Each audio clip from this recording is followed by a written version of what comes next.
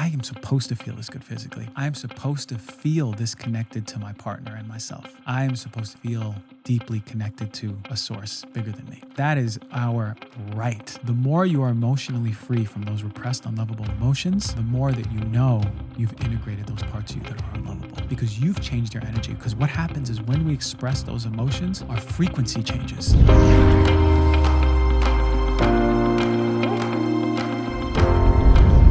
Hello, beautiful humans. Welcome back to the Know Thyself podcast, where every single week we have the opportunity to sit down with somebody I admire, I respect, and sometimes a dear friend of mine, which today is also the case. Dr. Christian Gonzalez is my guest today.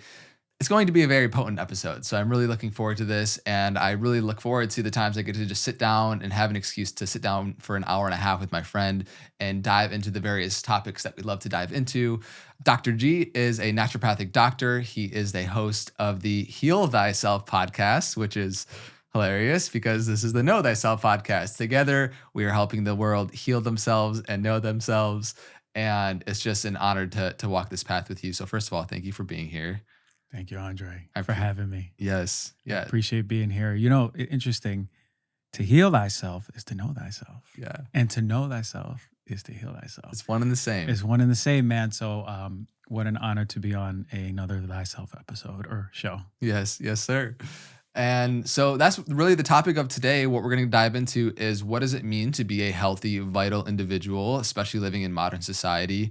We're going to be diving into mind, body, and spirit. What does it look like in our lifestyle and the choices that we make and how we show up in the world and how we can heal ourselves to show up as a vital, healthy individual? There's a lot to dive into today, and I just want to kind of preface with the audience, the modern society in which we live really sets us up to have to take a lot of extra precautions that we normally wouldn't have to if we were really connected with nature. And J. Krishnamurti, who I love, has this quote that it's no measure of health to be well adjusted to a profoundly sick society. And that's a very potent quote for what we're going to dive into today, because there's going to be many different avenues, and a lot of it could somewhat, come across maybe overwhelming. Like, I got to apply all these different health things and tips, and hopefully that how we go into everything today can make this feel approachable for people, and also just be a resource for people to come back to gain awareness into the various different things that contribute to being a healthy individual and to healing yourself. And so take it baby steps for the listeners. Take it piece by piece, take notes, and don't feel like you have to apply everything at once. That can be super overwhelming. So let's dive right in. Yeah, let's dive right in. What I will say is, before people get overwhelmed, just know that one, we have all these sophisticated mechanisms in our body to keep us healthy. Yeah. Our very nature is to be in balance and healthy. So it stands to believe when we work with the body, it will create health. So not to get overwhelmed, and know that we're resilient. Yeah. We're super resilient. We can literally just put so much burden on our body every single day, and still our body's like, I love you. I'll get you back in balance. Don't worry about it, until it doesn't. But building resiliency, knowing resiliency is the key. So we'll go into it. I'm very excited to have this convo. Yeah. It's funny because I feel like most of the solutions to healing yourself are embarrassingly simple. And we just live in a society where we have so many different things that are, dragging our system through the mud, so to speak. And it makes it much harder to be in our natural vibrancy, like who we are healthy individuals. And especially for some people that go on the path of a healing journey, it can become an addiction of sense of like never ending progress, trying to always attain some, nirvana of health. And we're not meant to be healing ourselves our whole life. We're supposed to be living, but we need to get ourselves to a certain pitch of vibrancy in order to be really effective in what we do and just to have a happy life. So let's go into it. Let's go into it. I'm ready. Amazing. So mind, body, spirit, right? I think we can start first with the body. Let's start with the densest, go to the most subtle. There's so many different avenues and factors that go into becoming a healthy individual when focusing on the body. Focusing on just one of the three will really leave us feeling lack, because if we want to heal our mind, but we're not treating the body with the respect that it deserves, then we're going to hit a glass ceiling, and what we can do in terms of our level of health, and vice versa. So There are, let's chunk it up. There's many different things that go into feeling vital in your body, from the food that we eat to the water that we drink to the air that we breathe to how we move to the exposure of light that we have to the quality of sleep that we get. So many different things. And so why don't I start? I'll just say one and we'll riff on it and go to the next. All right, let's Cool. do it. Amazing. So I think food is one of the biggest ones. Obviously, what we're putting in our system is major. There's so many different sources that have conflicting evidence of what to eat, but I think that there's some overarching things that everybody can agree. For example, eating organic, eating local, the sourcing, the quality. When it comes to eating a nutritious diet, what are some of the factors that you really promote and look at? Anti-inflammatory, very important.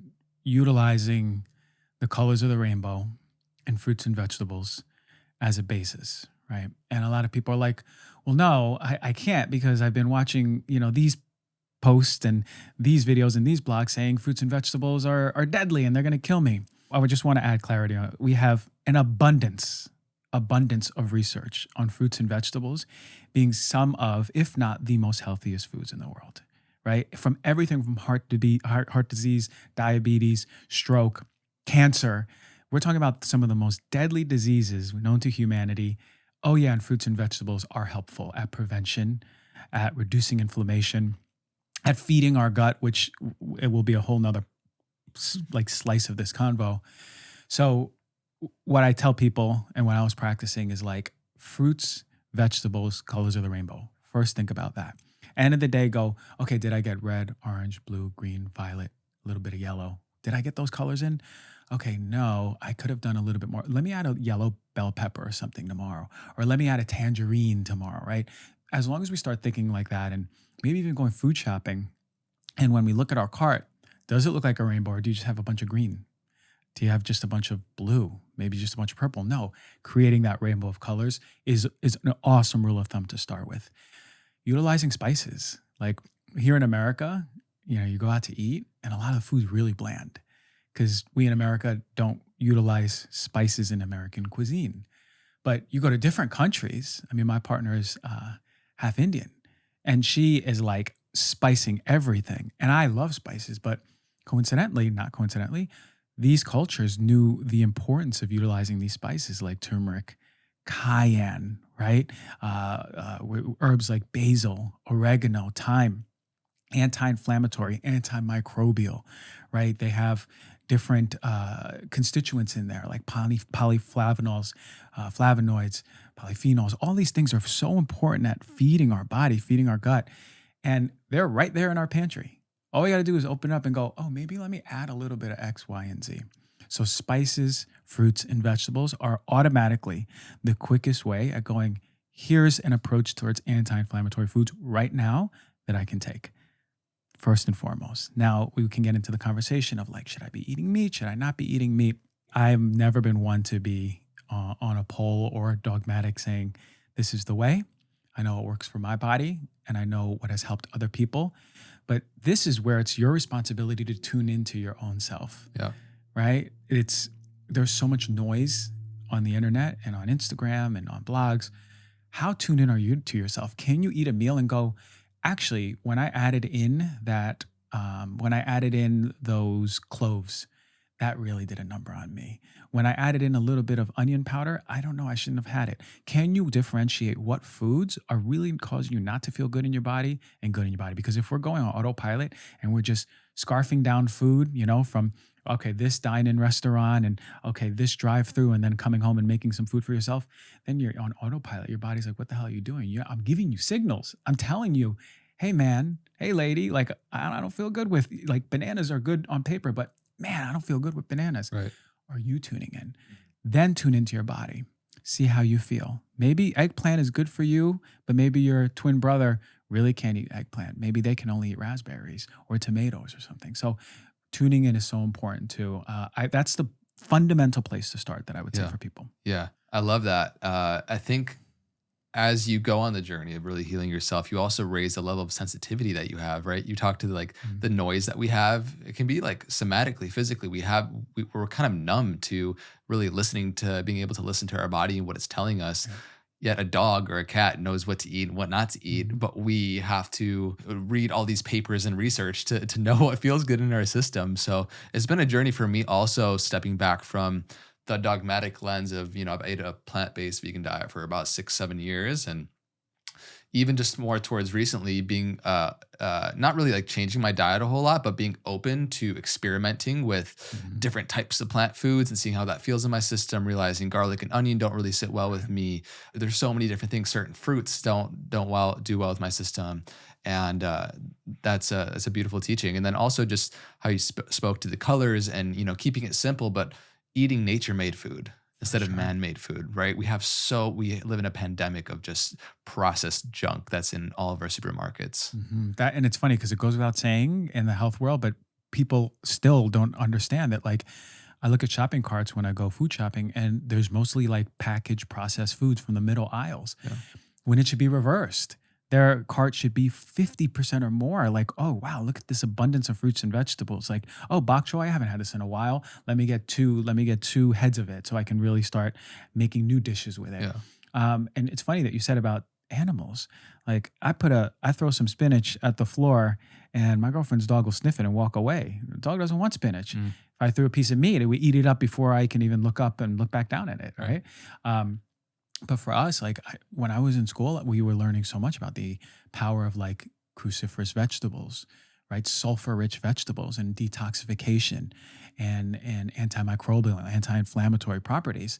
I'm like, yeah, I need to eat more Brussels sprouts, more kale, more broccoli, more cauliflower, more bok choy, onions. These are all foods that are like on paper, densely nutritious and like bang for the buck are amazing, especially even for hormone detoxification. My body hates them. My body has a big problem with sulfur-rich foods. And the more I try to convince myself otherwise, the more my body's like, okay, you ain't listening. Let me break out more skin issues like psoriasis. Anytime I eat sulfur-rich food, it is one of the most aggravatory things for me. So what I tell people is like, are you tuned in? Because I was reading studies and I was like, oh, I have to have this. I was being told by teachers, this is so good for you, especially for detoxification. I was like, I got to have it. I want to detox. I need to detox. Yeah. So again, feeling into your body. Are you tuned in? Are you sensitive enough to know that like just the addition of that ingredient really did you over? Yeah, I love that. I'm sensitive to how much we have to go into today, but one other thing I think is really important to touch on as well is I think overly focus on what we eat sometimes in the West and East and Ayurveda, Chinese medicine. I've studied a lot. They really put importance on how you eat when you eat. Yeah. And so it's like, are you watching YouTube, going through TikTok while you're eating? You're not present for your food. And, the times of day that you're eating, right? And frequently, like we're snackers, we eat throughout the day. And my body at least has done so much better with just doing 2 meals a day. One around like 11 or 12, and then another at like 6 or 7.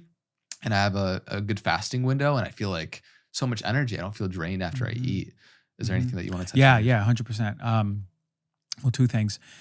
100% how we're eating is completely out of the body, right? So many of us sit down, eat, we're having conversation. We love going out to eat and talking to people.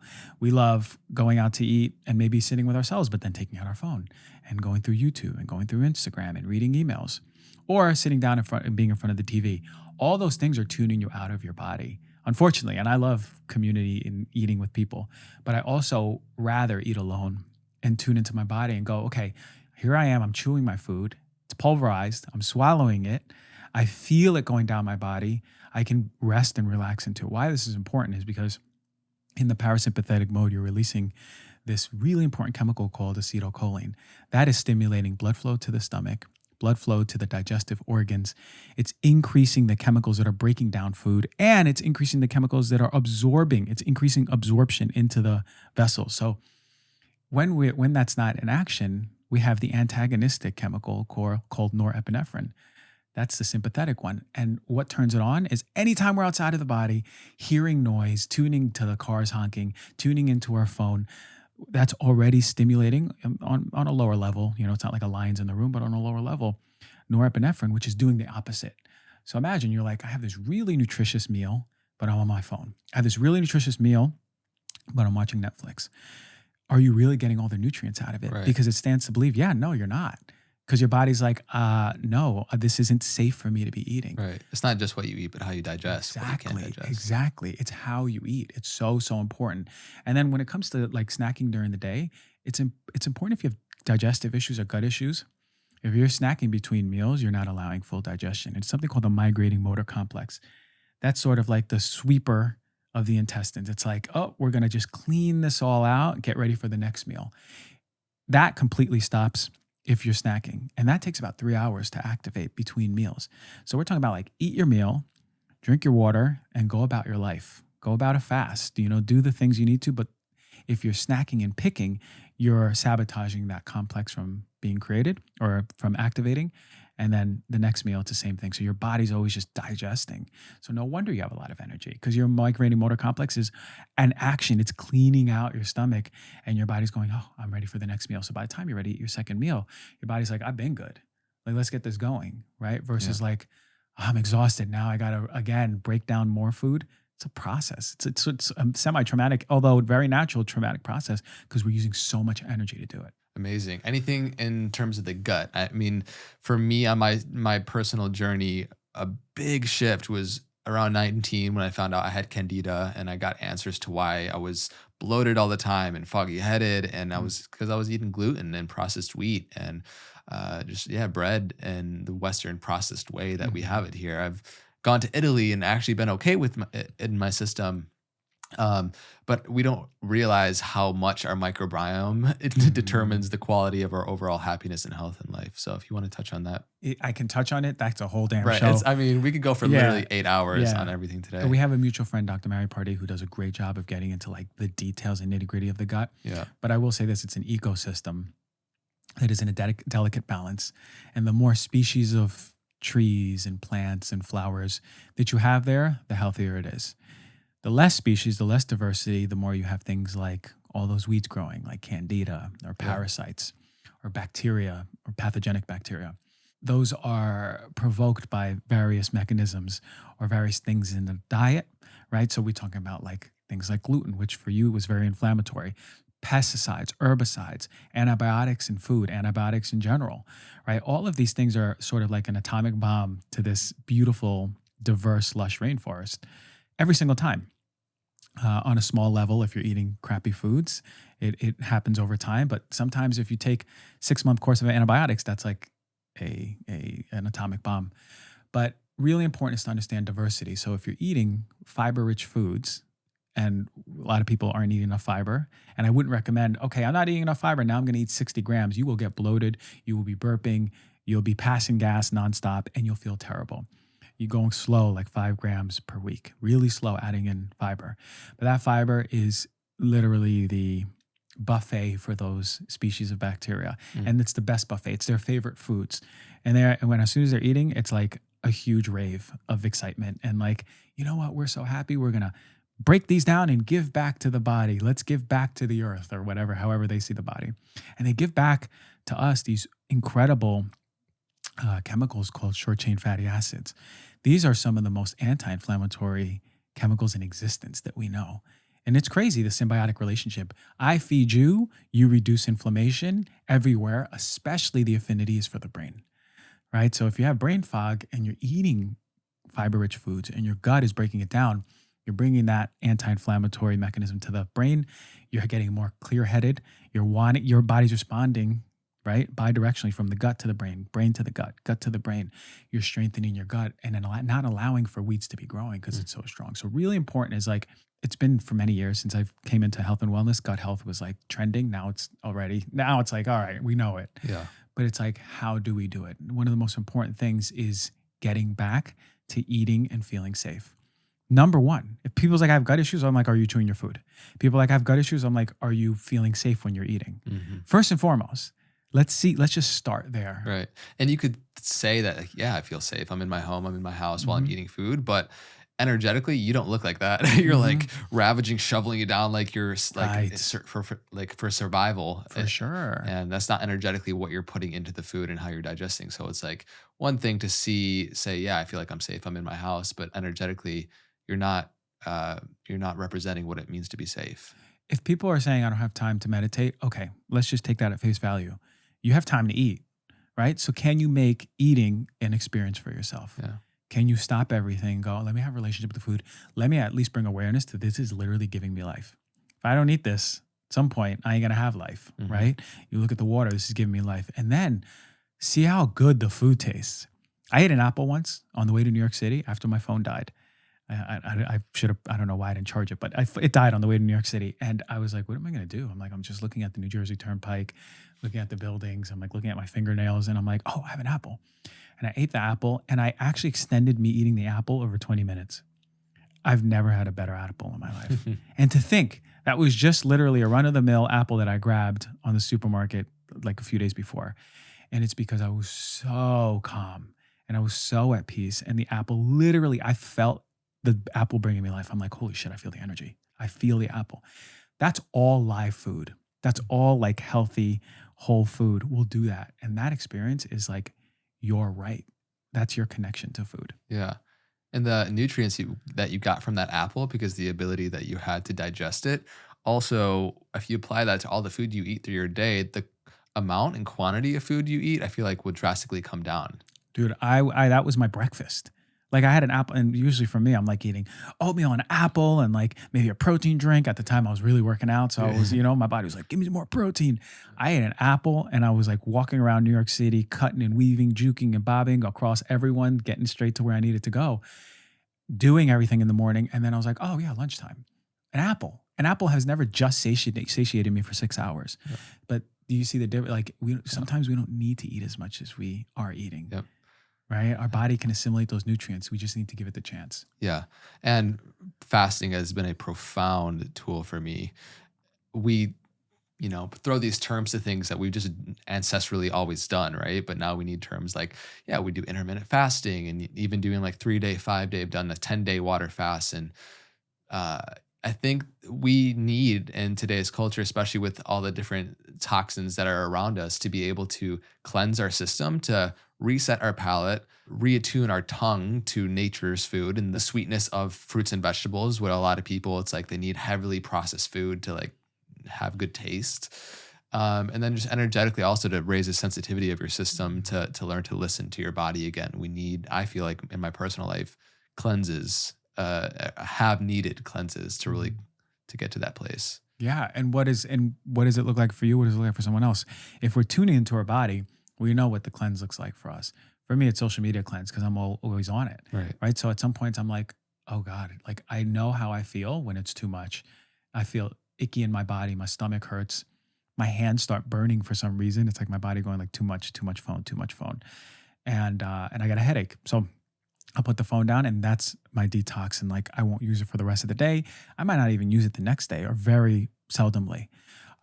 Food wise, yes. Again, like what you mentioned something really important is reattune our palate, right? We have these hyper palatable foods where food scientists are hitting the bliss point of fats and sugars where they literally have hacked our neurochemistry, our brain chemistry to go, whoa, I can't just have one. I want more. Give me another one. Actually, I'm done, but I can't stop thinking about how I want another one next time I go to the supermarket tomorrow, right? That is not by mistake. We are designed, though, if we're really tuned into our body, for a pack of blueberries to have a very similar effect on our body, being like, oh my God, these blueberries are fucking delicious. They're so good. I'm satiated. I feel the energy of the blue. That is something that a pack of, blueberry flavored cookies will never hit. It's this gives me life. Yeah. And we did I'll say it really quick. We did I think you were there when we had the experience where we were closing our eyes and we had the headphones and we were really going into a meditative state. And then we had in our hand a chip and a blueberry. And I couldn't even tell. I was like, which one's the blueberry? But I ate the chip and it was like a burst of like a tidal wave of flavor. Yeah. In the first. I think it was like a siete nacho flavored chip. Nacho flavored siete. Okay, yeah. So good. Within the first 10 seconds, I was like, whoa, this is good. Yeah. And then it was crazy. It was like remarkable how it went from one point to the other. It went from like flavorful to dead. Then the flavor just went away and I was just eating dead mush. Yep. Then we cleansed our palate. And then we tried one blueberry, or a grape, blueberry, I think it was. And I bit into it and I was like, oh no, my body had a full body chill Blueberry never did that for me. Right. But that's because we were in the state of what? Feeling safe in our body. We were at peace with the food and connected, even though we had blindfolds on. And I ate it and I was like, blueberries are crazy. Yeah. And that's life. That's the life that's in food. Right. Yeah. You're experientially feeling what the difference is between just mouth pleasure and what's giving you life. So amazing. All right. Next one. Water. All right. This has been big for me as well. From the quality of the water that we put into our system to the showers that we take and how that gets on our skin. When you think of living in cities nowadays, right? If we're not having proper filtration, if you're drinking tap water, man, poisoning yourself with all the pharmaceuticals and heavy metals that are in our waters nowadays. Is there anything that you would like to touch on with water? Yeah, don't drink from the tap. I don't care what city you live in. It's unfortunately adulterated, even if it's not purposely chemicalized. Right. Fluoride, big problem. Antidepressants, birth control, PCBs, dioxins, phthalates, PFAS, heavy metals. They're in our water. Like these are chemicals that we know are in our water. Environmental Working Group has an amazing water database where you can type in your zip code and see all of the chemicals in your town. I did it in my hometown. And there was at least, I think it was 21 different, East Brunswick, New Jersey, 21 different chemicals that were above a certain amount. So some were 200 times the amount, some were 10 times the amount, some were 50. But it was crazy to see that these chemicals are in the tap water. Now, a lot of us still drink tap water, believe it or not. Like I had a friend move from New York and he's like, oh man, I drank tap water in New York all the time. They said it was clean. It was a new concept to be like, maybe we should filter the water. The filter for me, as long as it gets rid of everything and you can remineralize it yourself. Right. There's different water filters that have live water. There's some that just take out most of the chemicals but leave in the minerals. For me, it's like, does it clean out the chemicals? Yes or no? If I have water, then I can add minerals. I can do fancy stuff like vortex the water, bring it back to life. Great. As long as you're filtering it, just start filtering your water and stay away from plastic water bottles, not only for the environment, but for your damn hormones. Yeah. When I was in college, I had 8, 10, 30 packs of like Evian and Dannon and Aqua, whatever it was called, Aquafina. And I was just running through them, not even thinking about the implication to the environment and my health. But that is a surefire way to be exposed to BPA and phthalates, two of the most like highly hormone disrupting chemicals in existence. Yeah. And what do we see in most people? Hormone disruption, both male and females. So really important is moving away from plastic.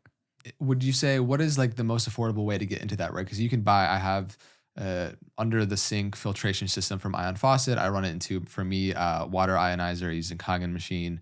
And then from there, I kind of have another station where I let it sit overnight to where the molecular structure can be reshaped by the vortexer that I have in a Soma Vedic. And you can get into all of that, right? For people, I feel like distilled water is a place where it's got nothing. And then you can remineralize it, put some salt in it. Or is it Quinton that those Quinton or Element, I like them too. Or just even adding like real salt or Himalayan salt or Celtic salt, just something. You have a very advanced setup and you value water, and that's a reflection of you. I have something similar too, right? Yeah.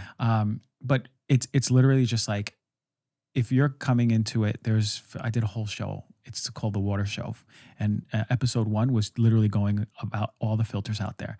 Cheaper, affordable ones, more expensive ones, why this one might be a little bit better than the more expensive one, but where you start if you're on a budget. And then really like the ones that are like the gold standard. Amazing.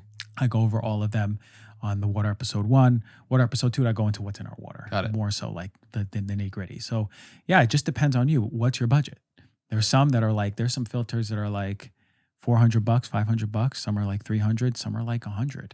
In college, I had the $100 one. Amazing. And just so for everybody who's listening, we are going to be, shotgun approach, going over a lot of different topics today. And you've done deep dives into a lot of these wisdom bombs that you do. So if there's a particular topic that we dive into today that you want to go deeper on, go check out Heal Thyself, search it up on YouTube or Apple and Spotify, find whatever we want to, and then you can dive deeper into these topics. Shower is another one I just wanted to touch on briefly, just because it's not just the water we drink, but the water that we put on our skin and how much we absorb those. So having a good quality shower filter is a major key. Yeah, I got a lot of questions about which one. I still have to research like the top ones. It's funny because I just moved into a new place and I found a shower filter that I didn't use like 2 years ago. And I was like, oh, I got to put this one in. You're right. If we're putting it in our body, some of these chemicals are absorbed through the skin. But more importantly is if you're taking a hot shower and then you're steaming and then you're breathing in a lot of these volatile chemicals, that's going to be the route of entry more than the skin. That's I actually going to do a show on that very soon. Boom. Amazing. Okay, let's talk about light. We could do another 2-hour podcast just on light. There's so many different, from how detrimental blue light is to the importance of getting early morning sunlight, to cutting off blue light in the evening after the sun goes down, to blue light blockers and things that we do. So to red light therapy, which I'm a big fan of. So yeah, let's cover a few of these.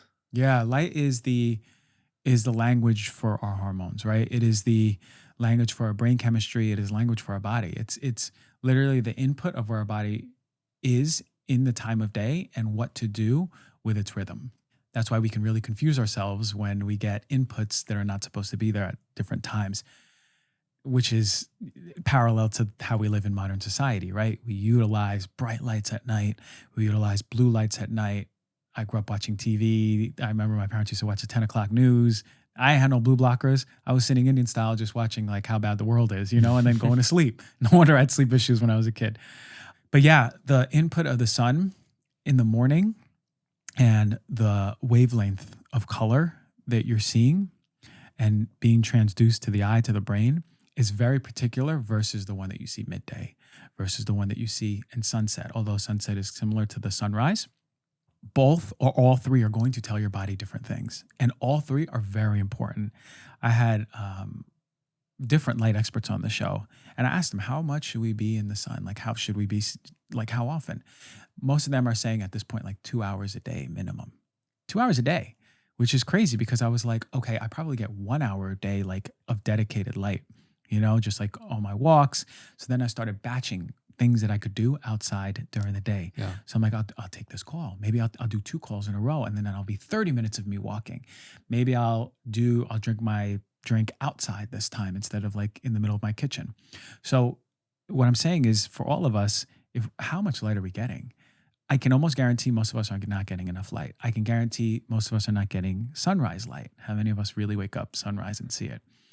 But even if you're not seeing the sunrise, are you getting at least outside early without your contacts, without your glasses, letting the light hit your eyes?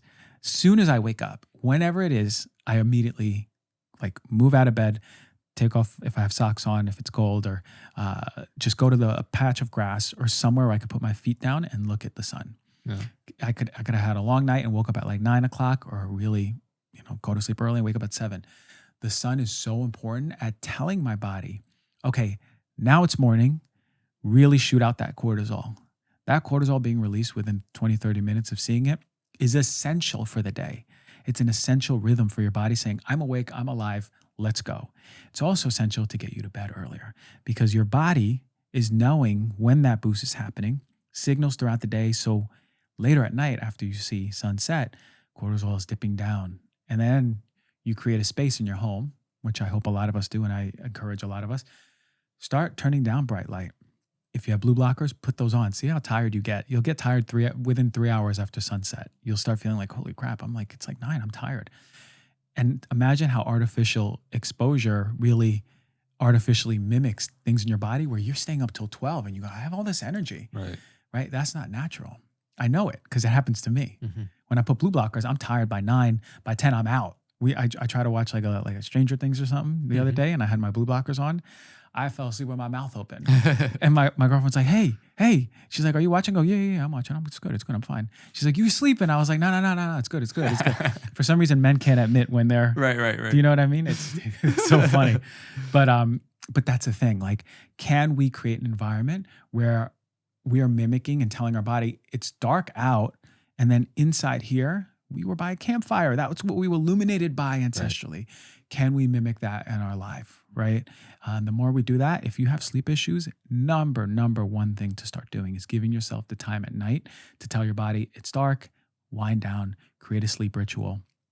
Blue blockers. I have like warm night lights in my closet, so I don't have to turn anything on throughout my house, really. And that's setting the stage for me to just be like, out. By 9 o'clock, I'm out. Yeah. That's how we got to do it. We have to start respecting light so much more and making sure that we get it. I love it. So valuable. It's been one of the biggest game changers. And for everybody that's listening right now, my invitation is to take it out of theory and put it into practice. Tomorrow morning, if you wake up, and typically what you do is first go on your phone and you're just chilling in your bedroom for 30 minutes before you get out of bed.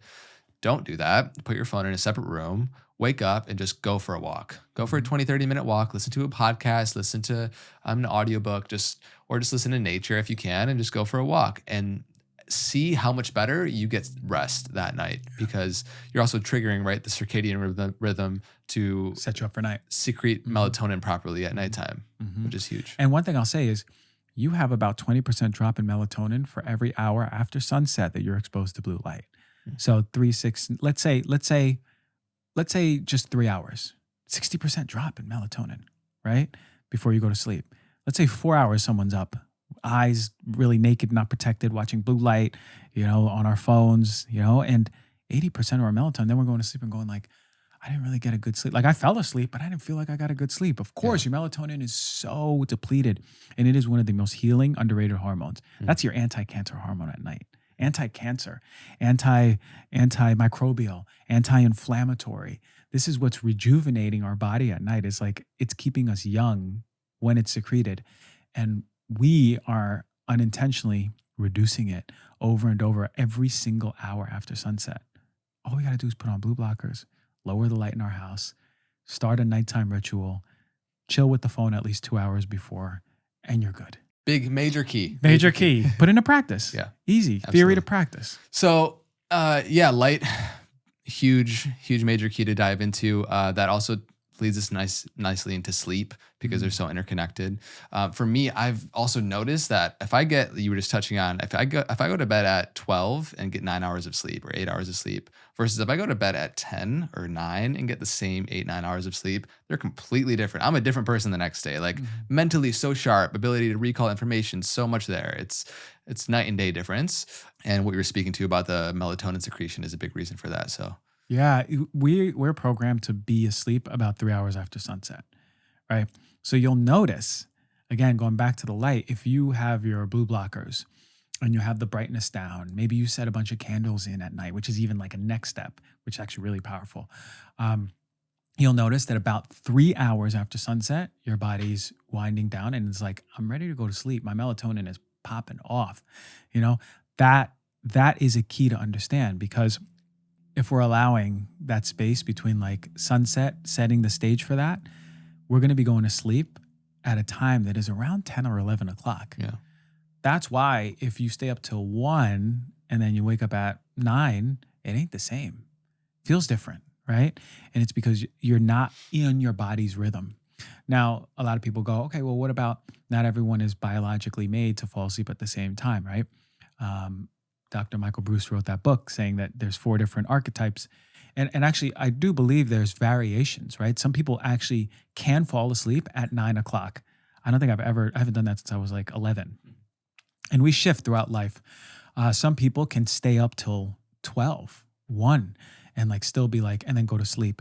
But if you read his book, the large majority of us, I think it was over 80% of people in the world are meant to go to sleep right around 10, right around 11, the latest, and then getting 8 hours of sleep or so, and then waking up at a reasonable time. That's why the work structure is made that way, because the majority of us are built biologically. Now there are outliers. We know that biologically with just in general. Some people fall asleep way earlier, way later. I would never been the person to wake up at 5 a.m. Even when I tried, I was like, you know what? I'm going to be like a go-getter entrepreneur guy. And I'm just going to like, man, I'll sleep when I die, man. And I was up at like 5. I did it for a week, man. You should have seen me. I look like a Thriller Michael Jackson zombie by Saturday morning. I was like, never again. I was like, my body does not want it. I'm not an early person. I'm not a late person. Like 7:30, 8 o'clock, man, my body's ready, good, like up and running by 8. So just, you got to tune into your body. Like that's the theme here. Or what is your body telling you? Yeah. If you give it the space with the lights, reducing brightness, candles, if you give it the space, then what's your body communicating? Not artificially, what's your body communicating to you? Yeah. Amazing. So cool. In terms of sleep, we touched on light a little bit. We talked about timing of going to sleep. A few other ones that are important. Temperature. Mm-hmm. Another hack is putting a couple bricks under the headboard of your bed.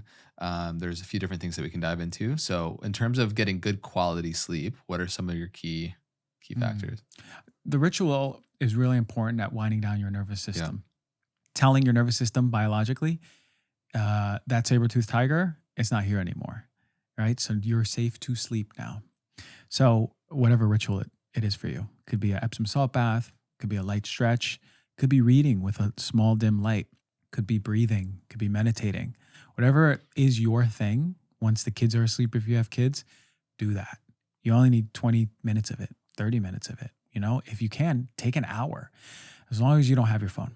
If you put your phone to the side, 2 hours, even an hour, you know, minimum away from you before you go to bed, just notice how much better quality sleep you already get. On top of that, if you woke up and saw the sun when you woke up in the morning, like put your feet on the ground, maybe even you even saw the sunset, watch how much better quality sleep you get. Temperature is very important. You'll notice that you get colder at night, you know, when it's like kind of the same temperature in the house, and it's because your rhythm. Once melatonin is being released, your body is cooling down. So that means no working out late at night, right? That's not the time. You and I have saunas, not the time to do the sauna, right? You can take a shower, you know, and it's interesting when you take a warm shower, since you're not in there, not really raising your body temperature so much, you reflexively drop when you come out, and that drop after a warm shower will make you cold and it'll help you get to sleep. So actually, I am a fan of like warmer showers before bed, not searing hot and not being in there for like 45 minutes and it's raising your body temperature, but really just letting it superficially warm you up. And yeah, some brick pads or whatever. I actually have a pad that has saved my life under the bed, and it cools it down. Those pads are amazing. Yeah. I keep my thing at like 73, I think 74. Holy moly. Like I haven't sweat in my bed since. So look into getting a pad over your bed. And when they sponsor your podcast, we'll talk about them. There you go. Yeah, there's a couple I'm happy to mention. I use Uller. There's 8 Sleep. There's a couple different ones that I put mine at 65 and also the AC on the house. Whoa, you stay cold. I stay Holy cold. moly. And then I just put blankets on and I'm like, I sleep good. Damn, you put at 65. Okay. Yeah. Mine's 75 and I'm like 74, 75 and I'm cool. Like I tried 65 and I was shivering. I was like, it is cold in my house. Everybody's body is different, but that was also a big thing in my past relationship. Women and men's body temperatures typically vary a lot. Like it's common thing that couples argue over is like the AC or the heat in the house. The cool temperature pad is nice to like also separate. 100%. Mine is a human radiator. Yeah. And it's like, if without that pad, I would sweat if I got close. So that's why, first of all, that's why I got a king size mattress. So we're on opposite sides of the bed, because when it was a smaller bed, I used to sweat because of the radiating heat. But now we have the 2, and then she puts her temperature. She's happy with hers. I'm happy with mine. We wake up. We love each other in the morning. Yes. Amazing. Another quick hack is also, I don't know if you've have you ever raised the headboard of your bed? It's promoting like lymphatic drainage and like a lot of the juices that your brain kind of flushes out through your system. Has helped me, and you can, a simple hack is putting a couple bricks under your headboard. I heard some people talk about that. No, never under the headboard. So like it's slanted so a little bit. Like sleeping at an incline a little bit. Interesting. I actually got one that's like made for this pad that I put under the bed that makes it at an incline that's like typically for people with acid reflux. Yeah, that's what I was just thinking. That's the only thing I heard of for acid reflux. But no, yeah, that's been interesting. For me, also eye mask and mouth tape. So let's go into air. Let's go into nose breathing next, because I think it flows nicely with this. Game changer. Bro, game changer, man. My girlfriend says if there's a robber who comes in, we're dead, right? But little did she know I'm energetically attuned, right? I can feel the door open, right? But man, I got an eye mask, I got earplugs, I got mouth tape. Sometimes on Tuesdays, when the trash person's coming through the alleyway, I put on my damn headphones, noise canceling. I'm telling you right now, and I sleep with my arms crossed like Dracula. You're like in a coffin, bro. It is like a scene people have taken pictures of me sleeping. It's like a thing that my friends know. Anyway, the mouth breathing is a major way for you, if you're mouth breathing at night, for you to wake up very much so unrested. It could literally be the issue why you're waking up unrested and not rejuvenated. Mouth breathing is causing multiple signals to be sent to the body. One, I'm not safe, right? Because what happens when you're running away from a bear or a tiger? You're breathing through the mouth to gasp in air. You're not nasally breathing. You're not running away being like, I'm going to nasally breathe and be mindful of my time and space and my location, right? You're getting the fuck out of there and you're breathing, right? That's what's happening when we're breathing. Our brain's going, we're not safe. Our blood vessels are reacting accordingly.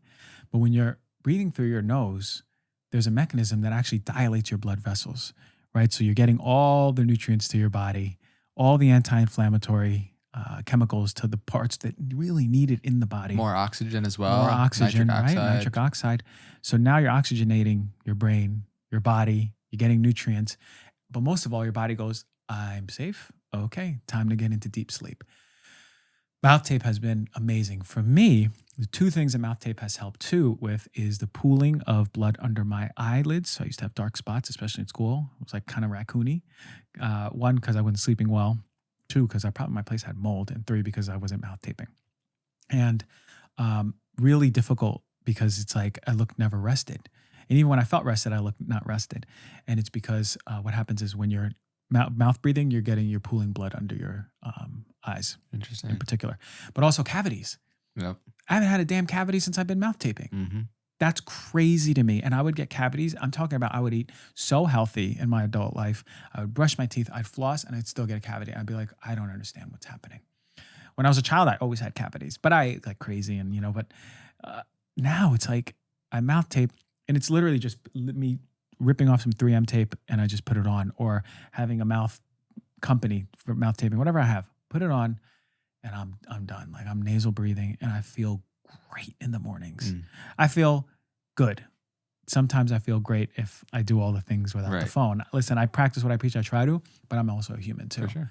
Right. But when I do, there's opportunity to feel great. I love it. Yeah, it's a game changer. For me also, I grew up also just having a bunch of sinus issues and allergy problems. And I actually had, I forgot the name of the surgery, but I had a deviated septum. So they had to go in and shave some stuff down. And the book Breath by James Nestor is an amazing resource to dive deeper into this topic. But also if you don't use it, you lose it, right? So if you're not using all of the space that you have within your nasal cavity, you're going to lose it. It's going to atrophy. It also changes your facial structure changes if you start nose breathing. Yeah. We've seen them. So it's very classical facial expression. And it's really because the reason why, what you'll see is a deviated chin. Usually the teeth are sort of like bucked out a little bit. Yeah. You'll see under the eyes are really sunken in. The face is sunken in. And their head posture is forward. And we've seen people like that. Like I can think of people in my high school that look like that, right? Yeah.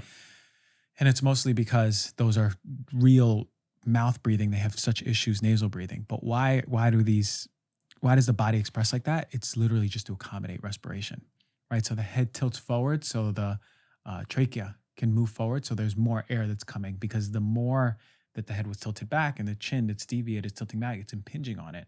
So that's why the body morphs to breathe. Your posture is half because you're bending over and texting all day and, like in a kyphotic position, Yeah. but it's mostly for respiration. Your body will accommodate your posture to breathe. Yeah. Literally, because your body's like, I got to survive. So if we Right. got to have a humpback or we have to have our head forward posture, it's because of that. Amazing. All right, cool. Now, what we're breathing is also important, right? We think that air is just air, but really we live in these buildings where there's a lot of VOCs and off gassing. And if we don't have air purifiers or we're not letting breeze come through our house, it's a huge way to build toxicity up in the system. So let's talk about air quality. Yeah, this is what I've particularly been vocal about for the past few years. When I came out of school, I talked a lot about food and nutrition because it was most accessible, most relatable. And then the reason why I started talking more about air quality and how it's affecting us is because I saw two things that were contributing to cancer in a major way that no one was talking about. And that's what brought me into like environmental medicine. And the other one we'll talk about a little later. Well, the environmental medicine is so important because how many times has your doctor gone, hey, did you get a new bed in the home or a new couch, or what laundry detergent are you using? What about cleaning products? Do they ever ask about that? Because it's not even theory. Those things can cause asthma. They can be the cause of asthma in you, in your children. If your child develops asthma, when does your allergist ever say, it might be the fir tree outside? That's what it is. Maybe they'll say that.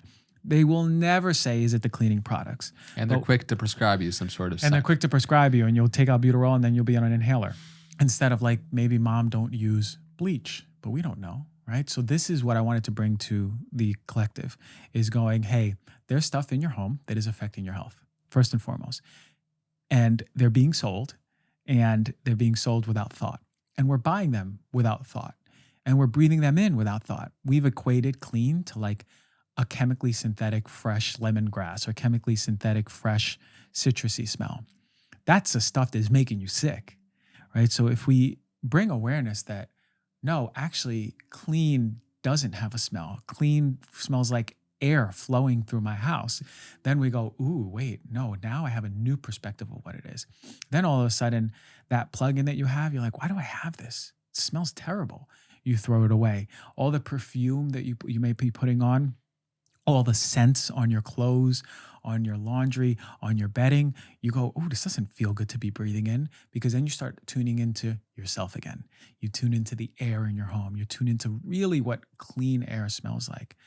Air, it's funny, you start spraying all of this stuff. Let's say I've sprayed all this cologne and all of these scents are coming out from the plug-in. If I have an air purifier, it's going to be going off because it's cleaning out the chemicals from those things that you're putting on your body and breathing in. So important. The question is like, okay, what in the home? Easy interventions. Your cleaning products, look at them, right? Look at, are they chemically synthetic? Do they have chemically synthetic smells, dyes, colors? If the answer is yes, then start moving them away. Right? You don't need Ajax. You don't need Lysol. There's so many other clean ingredients, alternatives. It's a booming market now. There's people who see product share and they're like, yeah, okay, I'm jumping in. I want to on the market share, and they're making money. So now you have options. Back when I was talking about this, people were like, well, there's only like one or two brands. Now you have options out there. So clean products, cleaning your house, air purifiers in the house, opening your home, opening your windows, even in the winter, getting airflow a little bit in the house at least, and then your bed. If you're sleeping on the bed, your bed has to be high quality, period. And what does that mean? Just so people know, they can look for a search. So high quality, yeah. So, and I'll go over like, first, the problem with conventional bedding, let's take a Tempur-Pedic. They have multiple chemicals, right? The polyurethane chemical is breaking down and you're breathing in those breakdown products. And they don't just break down within the mattress, they off gas, right? And sometimes you can smell it. I know a lot of people can relate to this. You've opened something from a box, right? Let's say a mattress topper, and it smelled like chemicals. That's off gassing.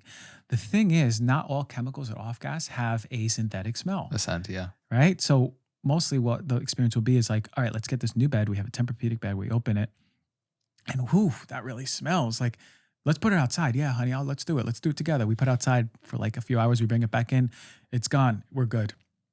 The problem is the majority of those chemicals don't have a scent, and they're going to off gas for the life of the Tempur-Pedic. And for the life of you coming home, taking a shower, coming into bed, putting your face on the bed, and breathing in those chemicals literally For a third of your life. for a third of your life, hours in a day, right? And we don't really think about how that implicates us, but it can. I call it a slow drip, right? If it's a slow drip and there's a big bucket we have, but it's one drip, we don't really think about it. But what happens when we do it for 15, 20 years? And then all of a sudden we have bone cancer, thyroid cancer, breast cancer, right? And then we go, where did this cancer come from? I don't understand. We never had it in our family. And I always been eating healthy. It's because a lot of us aren't paying attention to two of the biggest things when it comes to cancer. This, which is your environmental, your home, the time you spend most of your day. What is the quality of the air? And then the other thing we'll talk about later. Amazing. So good. So good. And so air quality, another like startling statistic is I've heard you say multiple times that air quality outside is usually 10 times cleaner than indoor air quality. 10 to 100 times cleaner. Your indoor quality, like let's say we have all the windows closed, the doors closed in this house, and then the camera crew goes, we need to bleach. We really need to bleach everything. All right, we need to use this place needs a good cleaning. Let's take out the Ajax and the Lysol and the Mr. Clean and start scrubbing with the Swiffer. If we had that process happen over an hour, we just cleaned up everything with your chemicals, it'll be about 100 times more dirty than the air outside, which is crazy because a lot of us are like, whoa, pollution in the air. We don't think about our home. On average, this is literally straight from the EPA, at least 10 times dirtier is the air in our home. That's insane. So easy hack there is one, open the windows, get a fan to circulate the air in the home. Exactly. You can get fans that actually will be sucking the air out of your home and bringing it outside, which is really cool. Get an air purifier. Right now, there's so many companies that are out there that are like HEPA, ultra HEPA. They're affordable. They're affordable now, right? You don't have to get the $600 one, the $1,000 one. You can get a $200 one. I mean, like for my dad, when I went back home, I went to Kohl's and I brought 3 purifiers. And then I ordered another one for him, but he needed something in the home in his new home. He didn't even know. Yep. And I just had them all going in different rooms and it's better. And he breathes better, and he feels better. It's insane. It's like, as you start to implement many of the things that we're talking about, they accumulate in your ability to be more of a sensitive being, to see like when you walk into a space, I smell like the air quality here is not resonating with me. You can pick up on things like mold. Mm-hmm. That's a big topic. Let's go into the various different environmental toxins that we have as well, because we touched on a little bit in terms of air quality, but there are so many things, from the clothes that we wear to the bedding in the bed that we sleep in, to the pots and pans that we use, to the cleaning products. All of these things accumulate into that big bucket that you were saying that drips over time. And the more poisonous things that we have in our life will fill up that bucket quicker. Yeah. Okay. I'll just go over some of them to watch out for. Heavy metals, very important, because even in organic food, heavy metals can be there. So it's really good to start familiarizing yourself with what foods traditionally have high heavy metals. Rice is traditionally high in arsenic. If you're eating rice every day, you have to start questioning that. Peas are traditionally high in lead. Shellfish are traditionally high in mercury. So like all it takes is Google what foods are high in arsenic, lead, cadmium, mercury. You can look at other ones like maybe cobalt, but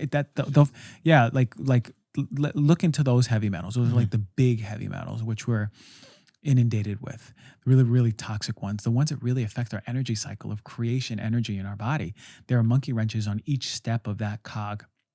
You might find if your energy is really poor. And heavy metal is another thing that's slow drip, right? It builds up in our body over time, but it has an affinity for our tissues, particularly the brain. So a lot of people who have access or who are exposing themselves to heavy metals start feeling those issues over time. People who work in heavy metals start having cognitive defects really fast. So heavy metals. BPA phthalates, plastic. As I mentioned before, very important to start detoxifying out of your house. Stop using plastic. Stop drinking from plastic, right? The shower curtain that you have, is it made of plastic, right? Can you get a non-PVC one? Think about the things that are plastic that you're being exposed to. Microplastics, which are also in food, like fish that we're seeing, right? Microplastics and some of the cosmetics that you're using. All you have to do is start bringing awareness without getting overwhelmed. Just go like this. What a clean cosmetic look like? Start Googling that. Like what's clean lipstick? So easy. If you just can't pronounce the things on the back of the label, it's probably not good. It's probably not good, right? PFAS is another one. Now, this is an important one to consider. Yeah. PFAS are a family of polyfluorinated chemicals. It's not just one. It's hundreds and hundreds of chemicals. And I always tell people to watch the movie Dark Waters because it's a really good movie, and Mark Ruffalo is a great actor. But it highlights what happened in a small town in Ohio or West Virginia, I forget. And DuPont was at the time making Teflon. Now, Teflon is super hydrophobic material that's used. Teflon is the best nonstick that you're going to ever find. There's nothing that ever compared to it on cookware. It's also some of the most toxic stuff you can ingest. And the runoffs were going into this town's water system and making their farm animals sick. And they were growing tumors. They were getting cancer. And then it was making the people sick. So this lawyer who was working for DuPont or a big corporation said, what the fuck? He's like, this ain't right. He started representing the people. And for years and years, he fought against that company. PFAS are in our cookware in Teflon. So anything, this is so important for us to understand, anything that is water resistant, moisture wicking, water repelling, think about rain jackets. It's the same chemical that's used on your pots and pans or your skillet. Athletic wear, yoga pants, where the investigation found it concentrated in the crotch, especially in yoga pants. Why? Is because when someone's sweating, they don't want that area to have a huge sweat mark. Same thing with sports bra in the nipples. Why? Because when a woman's sweating and running, or whoever's wearing sports bra, is you don't want your nipples just, like being exposed. That's the reason. I love how you just had to make sure that whoever's wearing all the men that are wearing sports bras feel included there. Yeah, exactly. Whoever's feeling good about sports bras. But like, imagine the travesty that like a woman who's wearing a sports bra all day, right? Just not even working out, but like going to Erewhon and then going shopping, then comes home and breastfeeds her child, right? These are chemicals that take 7 to 12 years on average to be detoxified from the body. That's why they call forever chemicals, and they stay in our environment forever. So what does that mean? Pay attention to moisture wicking. Pay attention to materials that you're wearing that are water resistant, right? Like I had these underwear that were like dry fit. What do you think dry fit is? It's the same chemical, the same membrane that's used. If you have Teflon, throw that away. Throw it away. There's so many better. I talk about cookware. I'm going to be talking more about cookware again. Cast iron, stainless steel, copper. Cast iron, high quality stainless steel, ceramic. But I'll say one thing about ceramic. There's a lot of companies that are using nonstick ceramic now, and the nonstick materials, they're not Teflon. It's not as good as Teflon, but also not as chemically toxic as Teflon, which is great. But I call it the fast fashion of cookware, is this trend of non-stick ceramic cookware, because what happens is, unfortunately, they last for about 12 months, 13 months. You pay $150 for a skillet, it ain't gonna last more than 2 years. So they're finding that I challenge actually everyone to go on Marketplace, Facebook Marketplace, type in cookware. A lot of the things you'll find are non-stick ceramic. Why? It's because it's not lasting and people are done with it. They're like, oh shit, this is like breaking, or it's not sticking. The non-stick is not working anymore. So I'll go into that more, but pay attention to anything that's moisture wicking. Really important chemical is the PFAS. It's also found in your water. Which brings us back to detoxifying your water or filtrating your water. And I think mold would be one of the major last ones. And mold is it's insidious. It's everywhere. 50% of the homes have water damage with mold growing. A quarter of us cannot break down mold properly. Quarter of people, where there's thousands of times more toxins in your body from mold because we're not breaking it down. Those mycotoxins in the liver, which is interesting because it's a genetic mutation. I have that genetic mutation, which is why when I'm in a home that's moldy, my body's like, oh, here it is. Like I'm a little canary in the coal mine. Sometimes my friends bring me to when they're looking for places. Hey, you want to come check it out for mold? And I'll just sniff it. And if I feel high, because it makes me feel high, it goes right to the brain. Those mycotoxins causes brain inflammation. It's like I take a shot of alcohol. Interesting. Wow. Then I know that there's mold. At this point, I could tell where in the room mold is. I was in my old place and I messaged the guy and I go, hey, was there a problem with mold in my room? And they didn't answer for a long time. And then I go, it's in the closet. I know it. I can even tell what part of the closet's on. Interestingly enough, I put up a story and a girl who used to live in the home in Venice saw my story, and she goes, hey, I used to live in this home. And she goes, I just want to let you know, I know you're sensitive to mold. There was water damage. I go, where? In the closet. And I asked her what wall, and it was the exact wall. So like mold is a problem. Yeah. If someone has a child, a family of 4, and one of the kids has asthma, sinus issues, like you had consistent sinus issues, maybe they're not their mouth breathing. It also might be their mouth breathing because they're nasally congested and because they're exposed to mold. Might be that mold in the house, statistically speaking, will affect 1 in 4 of you in the family. So it stands to believe, bring awareness to water damage. Start taking mold seriously. Start looking under your sink. Is there water damage? Is there buckling of wood somewhere in your home? Do you remember having water damage? It wasn't remediated. Did you just have dehumidifiers there? Or did you rip out the panels and see, holy shit, there is mold everywhere? Because you would not believe how many people find mold when they start looking. Yeah. You have to get that remediated, especially if you're moving into a home. Mold is one of the things that I believe is driving disease that no one knows about. And I really mean that. If your doctor says, I don't know, we thought it was allergies, we don't know what's happening, you have to look at mold because it can be respiratory, it can be every system. Respiratory, musculoskeletal, it can be your hormones are disrupted. Mold, brain, gut, it can affect every one of your systems. Mold in the body, it depends on how your body reacts. We'll call it an inflammatory reaction that is specific to you, which is crazy. Woo.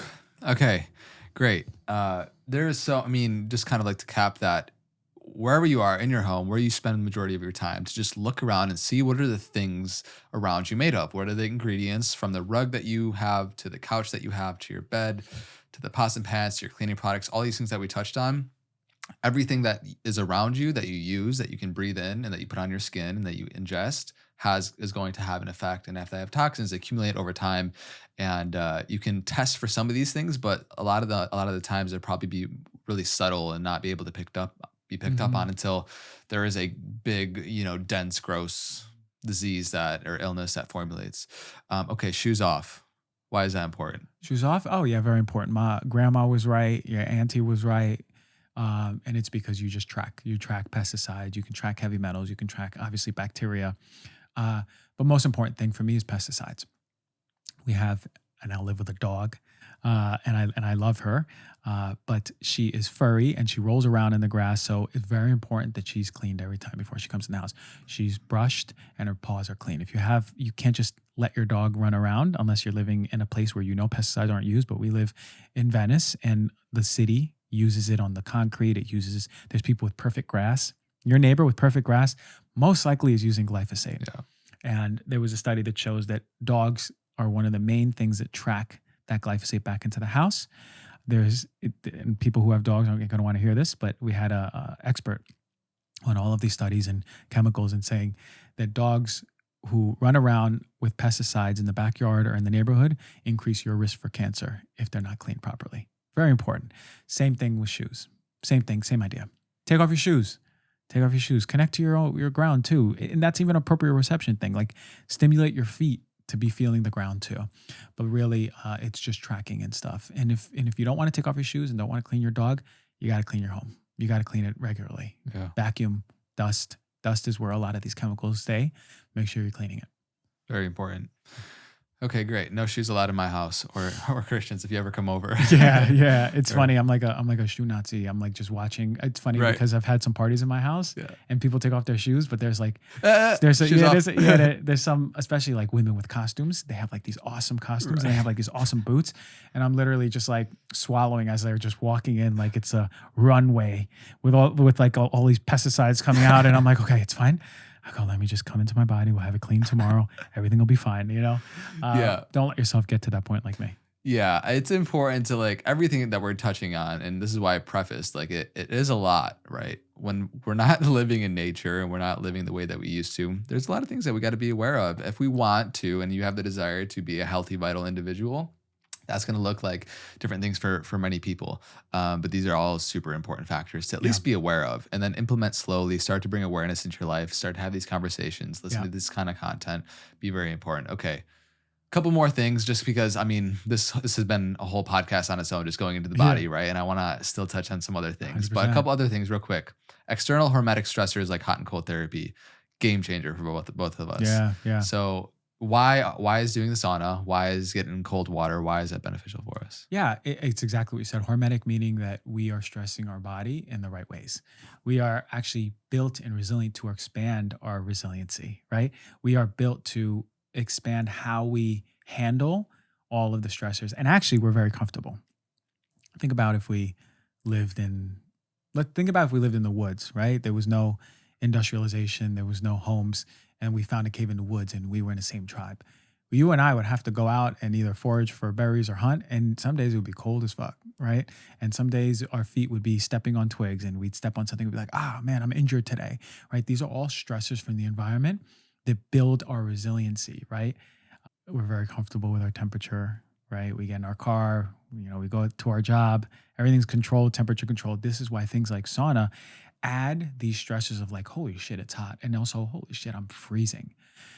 Really important because those stressors activate particular proteins that protect us. They activate proteins that protect our genes. They activate proteins that are anti-inflammatory to the body.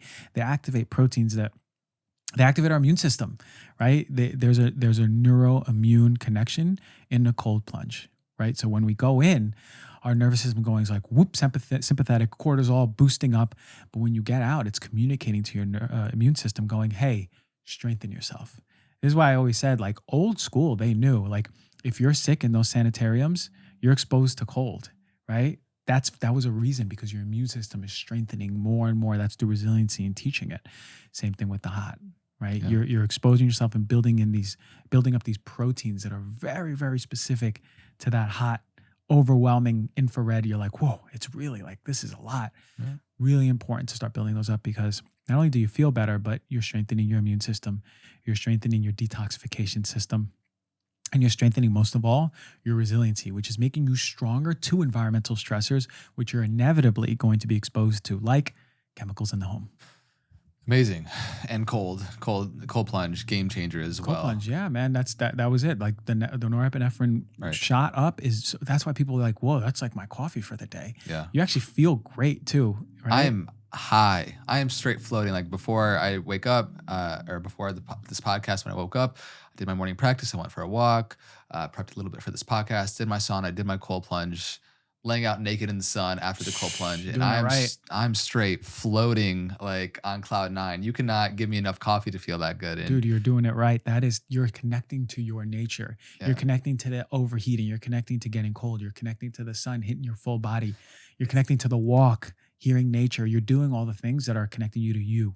It's crazy how good we're meant to feel. And it's crazy how we have adapted to not feel good. I think that's normal. Mm-hmm.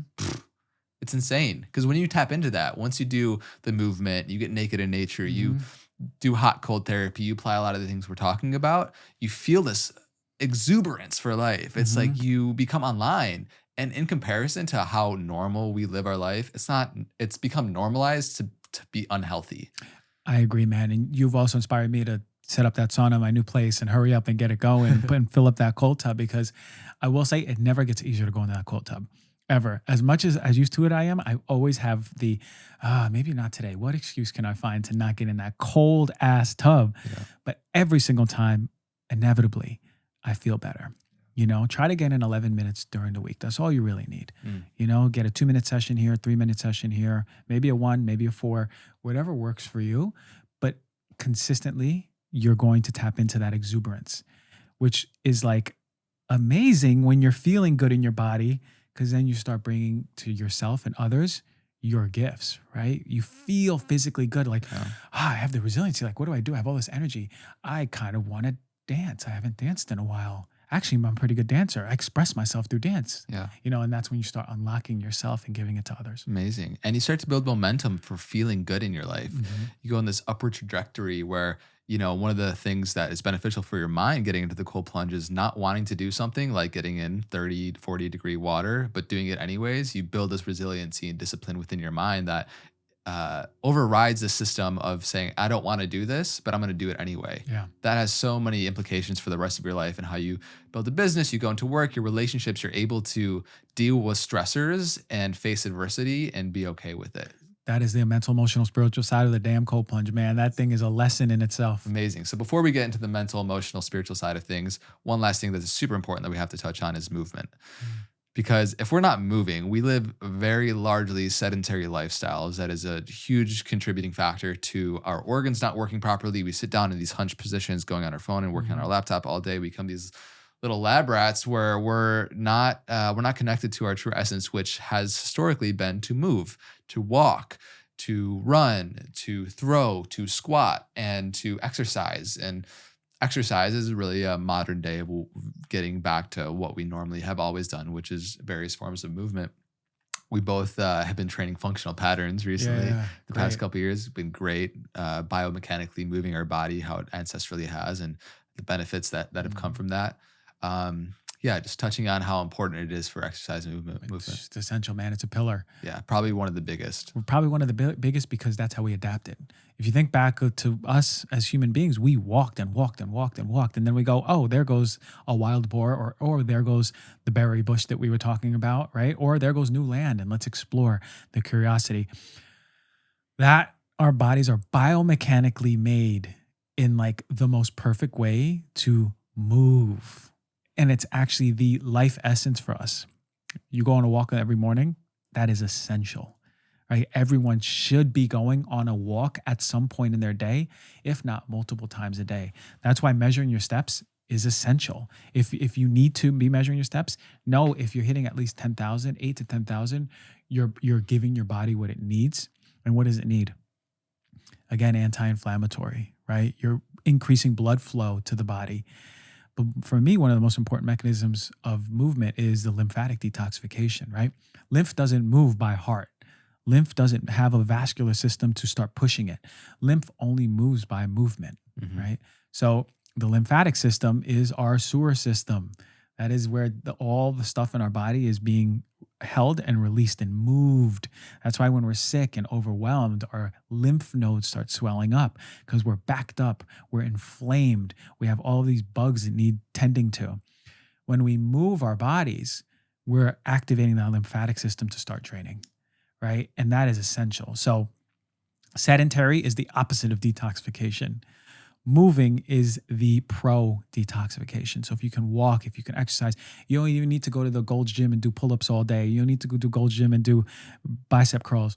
All you need to do is understand that your body is made to move and move in ways that are athletic, right? This is why we do things like functional patterns. Shout out to them because biomechanically coming back to a place where your body is taught to move. I think for me, and I have no affiliation with them, but that exercise has created a space within me deeper than physical, right? Because it's aligning the parts of your body. It's aligning your posture. It's aligning your biomechanic movement. So now I'm moving in flow with how my body wants to move. We're still working on it, right? But that flow, and especially when it comes to fascia, moving the way that it wants to, sliding against the muscles is essential for deeper parts of you like emotion. Interesting. And we're going to get into that, how our emotions trapped in our fascia and how to release and all the things. Beautiful. Movement, go on walks, find variance in positions throughout the day when you're working. Stand, sit, squat, lay, change it up. Inversion is another big one as well. Find a way to either put your legs up against the wall, get upside down. I have these silks I put in my house where I can hang upside down or just hang from a pull-up bar. Another way it's not inverted, but that's a great way to also move the lymph. I haven't inverted, man, but you got me thinking about it. You're the second person who said it, so I got to start inverting some way, somehow. Knowing my clumsy ass, man, I'm going to be falling off those silks real quick. We'll do it after this. Do it after this. Okay. Yeah. It's not that hard. Or just get into a handstand on a wall. Okay. It's a way. All right. Deep breath. That was a lot of information. That's just the physical. That is just the physical. And we really just still honestly scratched the top of the iceberg with that. But notice, almost everything that we talked about was not spending thousands of dollars. Yeah. It's literally changes that you can make today. Yeah. These are very simple things that we can apply, and you can get into the deeper biohacking things, but you don't need to. There's so many ways to create simple changes in your life that will drastically impact the level of vibrancy that you feel in your life. Before we go into the mental, emotional, spiritual, I want to just ask you a little bit about why you got into all this in the first place, because you're somebody that I know is somebody that's deeply authentic. you care so much. Like you have such a heart focus on doing this work.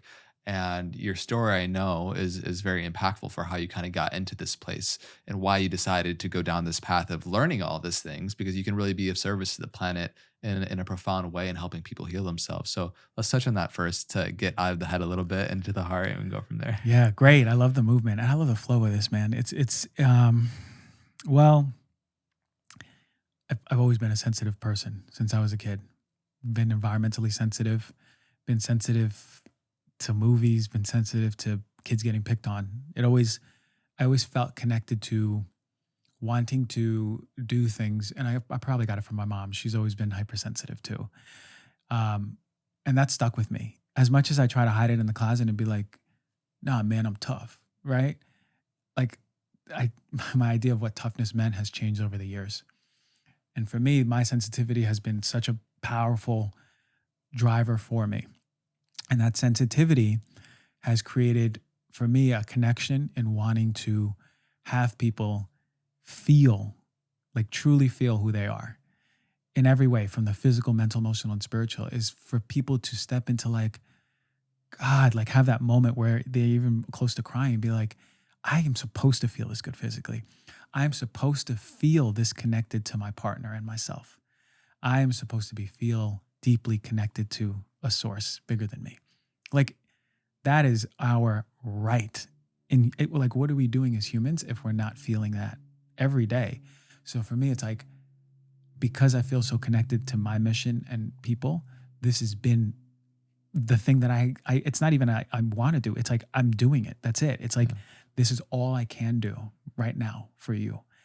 So that's why I've been driven. And there's been instances in my life that has added more fuel to that fire. When my mom passed away, I was like, okay, the person who's given me the sensitivity to humanity has left and transcended. And now it's more of a responsibility. That's when I got the responsibility. It's like, I want to help people. How do I help? Now it's like, I feel now I can be a responsible voice because I've been through a process and I know what it means to lose that part of you, but also the why. There was so much things physically, mentally, emotionally, spiritually that could have happened in my mom's life, but happened perfectly, but was there for her to heal that I didn't know about. So now it's like that force. It's like, wow, there's people who are suffering out there. We can give them this information now and drive them to that place where maybe they prevent that if it's in the cards for them. Maybe not, but at least they have the information to do something with it. Yeah. And I'd be remiss if I didn't do that for humanity, for people. Like, here's your information. You can heal on every level. Here's how. Yeah. We have a sick care system today. We don't have a healthcare system. And the system that we do have is amazing for acute injuries, but for chronic illnesses, it's really failed us.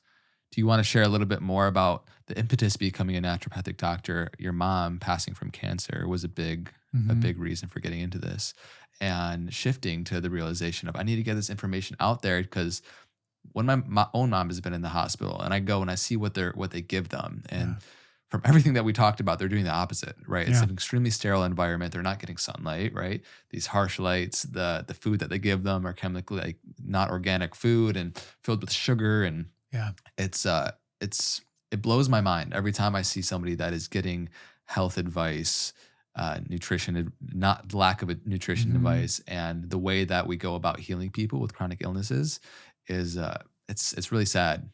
Yeah, there was a moment that led up to the moment, but then the lead up, it was for me just being displeased with having strep throat all the time, every year at the same time, and not being asked about, like, well, what are you eating? What is your stress level like? Like, what is your environment like? Quick side note, same. I had strep throat all the time. Yeah. It was a problem every year, and I got my tonsils taken out. I had a tonsillectomy, and I wish I would have had more insight before that would have happened. Right. But it was such a big deal in my life. They said those were the biggest tonsils that they'd probably ever seen. They were, I have a picture. They're huge. There's like golf balls in the back of my throat. And if I'd known what I know then, right. Now. If you knew, yeah, exactly. So I was leading towards that way because I kept getting it. And the last time I saw this conventional doctor, not just shout out to conventional doctors, because if I go to the hospital, I need you, but this conventional doctor was like, she came in, she opened my mouth, she put the light, she sat down, she wrote a script and left. It was, I kid you not, I kid you not, 2 minutes max. And I couldn't believe it. I was like, what is this? Is this medicine? And that stuck with me for so long. I went to dental school. I was going to go into dentistry. And in dental school, that's when I found out my mom was sick with cancer. And I was like, okay, here I am. I'm going to work on teeth, you know? And shout out to all dentists because we need you. But for me, I was like, I don't know if I want to do that. I feel like I want to do something else that involves speaking to the world. But I didn't know what that even looked like. There was no such thing as podcast back then. Right. I still had a BlackBerry, you know? I didn't even have a BlackBerry. I still had a flip phone. And the moment came when my mom was diagnosed with cancer and I was driving her to her radiation appointments. She had already gotten a double mastectomy. That means they took both her breast tissue out on both sides. She had drains. She lost her hair. She was skinny. And then radiation came. She was already on chemotherapy. And I remember talking to the doctor, and there was a nutritionist that came in, and they said she's losing weight. She has to take these drinks. And they gave me Boost, and then the other bag Ensure. And I'm looking at these drinks, and I'm just staring at them while she's talking to the doctor. And I reach and I look at it, and I start reading the ingredients. And for me, at this time, all I knew was like bro nutrition, fitness, sugars, right? Fats, protein, not even enough about quality. But all I knew is that big ingredient list was a problem. And all I knew was when I read sugar and corn syrup solids and soy isolate, I was like, something doesn't sound right. And all I knew is when I get home, I'm going to do some research. And when I research these ingredients, I go, why are they giving this to cancer patients? And in that moment, the disconnect into sick care versus preventative care, that's when it happened. I was the disconnect, like, wow, medicine isn't what I thought it was. All my life, I thought medicine was the way. And then I thought in that moment, medicine is not only not the way that we think it is, but it's not helping us. I couldn't believe it. So instead I said, I'm going to make my mom the same drink with the same exact macronutrients with healthier products coming from Earth. And I did. And I was making her drinks every single day for her to gain weight. And she gained weight. And what I did with those packs, and I threw them away. And in that moment, I was like, shout out to Boost and Ensure, one, for bringing that realization, but shout out for not doing a good job. So I'm going to shout you out for doing that too. But still, it was like, that's the moment it happened. I was like, we're not doing right by cancer patients. And then it trickled down and it said, we're not doing right in general. This whole system, the paradigm, the tools, the well-meaning doctors out there who are going, I'm going to med school and I really want to help people heal. And then they realize throughout med school, holy shit, my tool belt is not for healing. You don't know how many conventional doctors who are now in functional medicine go, I was so, in my third year, I was like, what am I doing? I'm not helping people, you know? And thank God for things like Instagram and the connection of like the rise of functional medicine and naturopathic medicine for bringing awareness to people that like, whoa, we're not preventing care. We're not asking about environment. We're not asking enough about stress. We're certainly not talking about enough food. I mean, I met two doctors the other day, and one of them was going to me, they were on my podcast. One of them goes, you know, we had 2 hours of nutrition in 4 years of med school. That's grossly less than the average, 23.9 hours. But still, that's the average, 23.9 hours. That's not even a day. That's not even a day of nutrition in medical school. Nutrition, the fundamental for your health. It's fundamental for physical health. Yeah. So you see the disconnect. Why, you ask? Most of these books are written by pharmaceutical companies. So the driving force in medical school is for you algorithmically to find out with disease and diagnosis, what is the medication that you can give? That's it. That is the driving force in medicine. So if the driving force in medicine is a sick care model, what the fuck are we doing? Yeah. What are we doing as doctors? What are we doing as a society going, I'll settle for this because there's nothing else? What are we doing when we have Hashimoto's, but not asking why do we have autoimmune disease, right? What are we doing? That's the problem in healthcare. And that's why I went into naturopathic medicine. You know, I took my DATs. I studied with people taking the MCATs. We all studied together. We took the same courses. I could have taken the MCAT and I could have done well in that, just like I did on the DAT. That's a dental exam. It's the same test minus one thing. And I chose not to because I didn't want to. I said, I'm not going into this. I'm going into something that is coming for the people. And that's what happened. So powerful. For everyone that's tuning in, I'm sure everybody's had their own experiences with the medical system and the systems in place. And it's not, have compassion for the people that are in them that mean well, that their heart's bringing them to be of service, right? And it's just a system. Like you said, the pharmaceutical companies are writing the books that inform how to heal each other, how to heal us. Working with symptoms and not preventative measures. Yeah. So I think it's something that needs to be talked about more.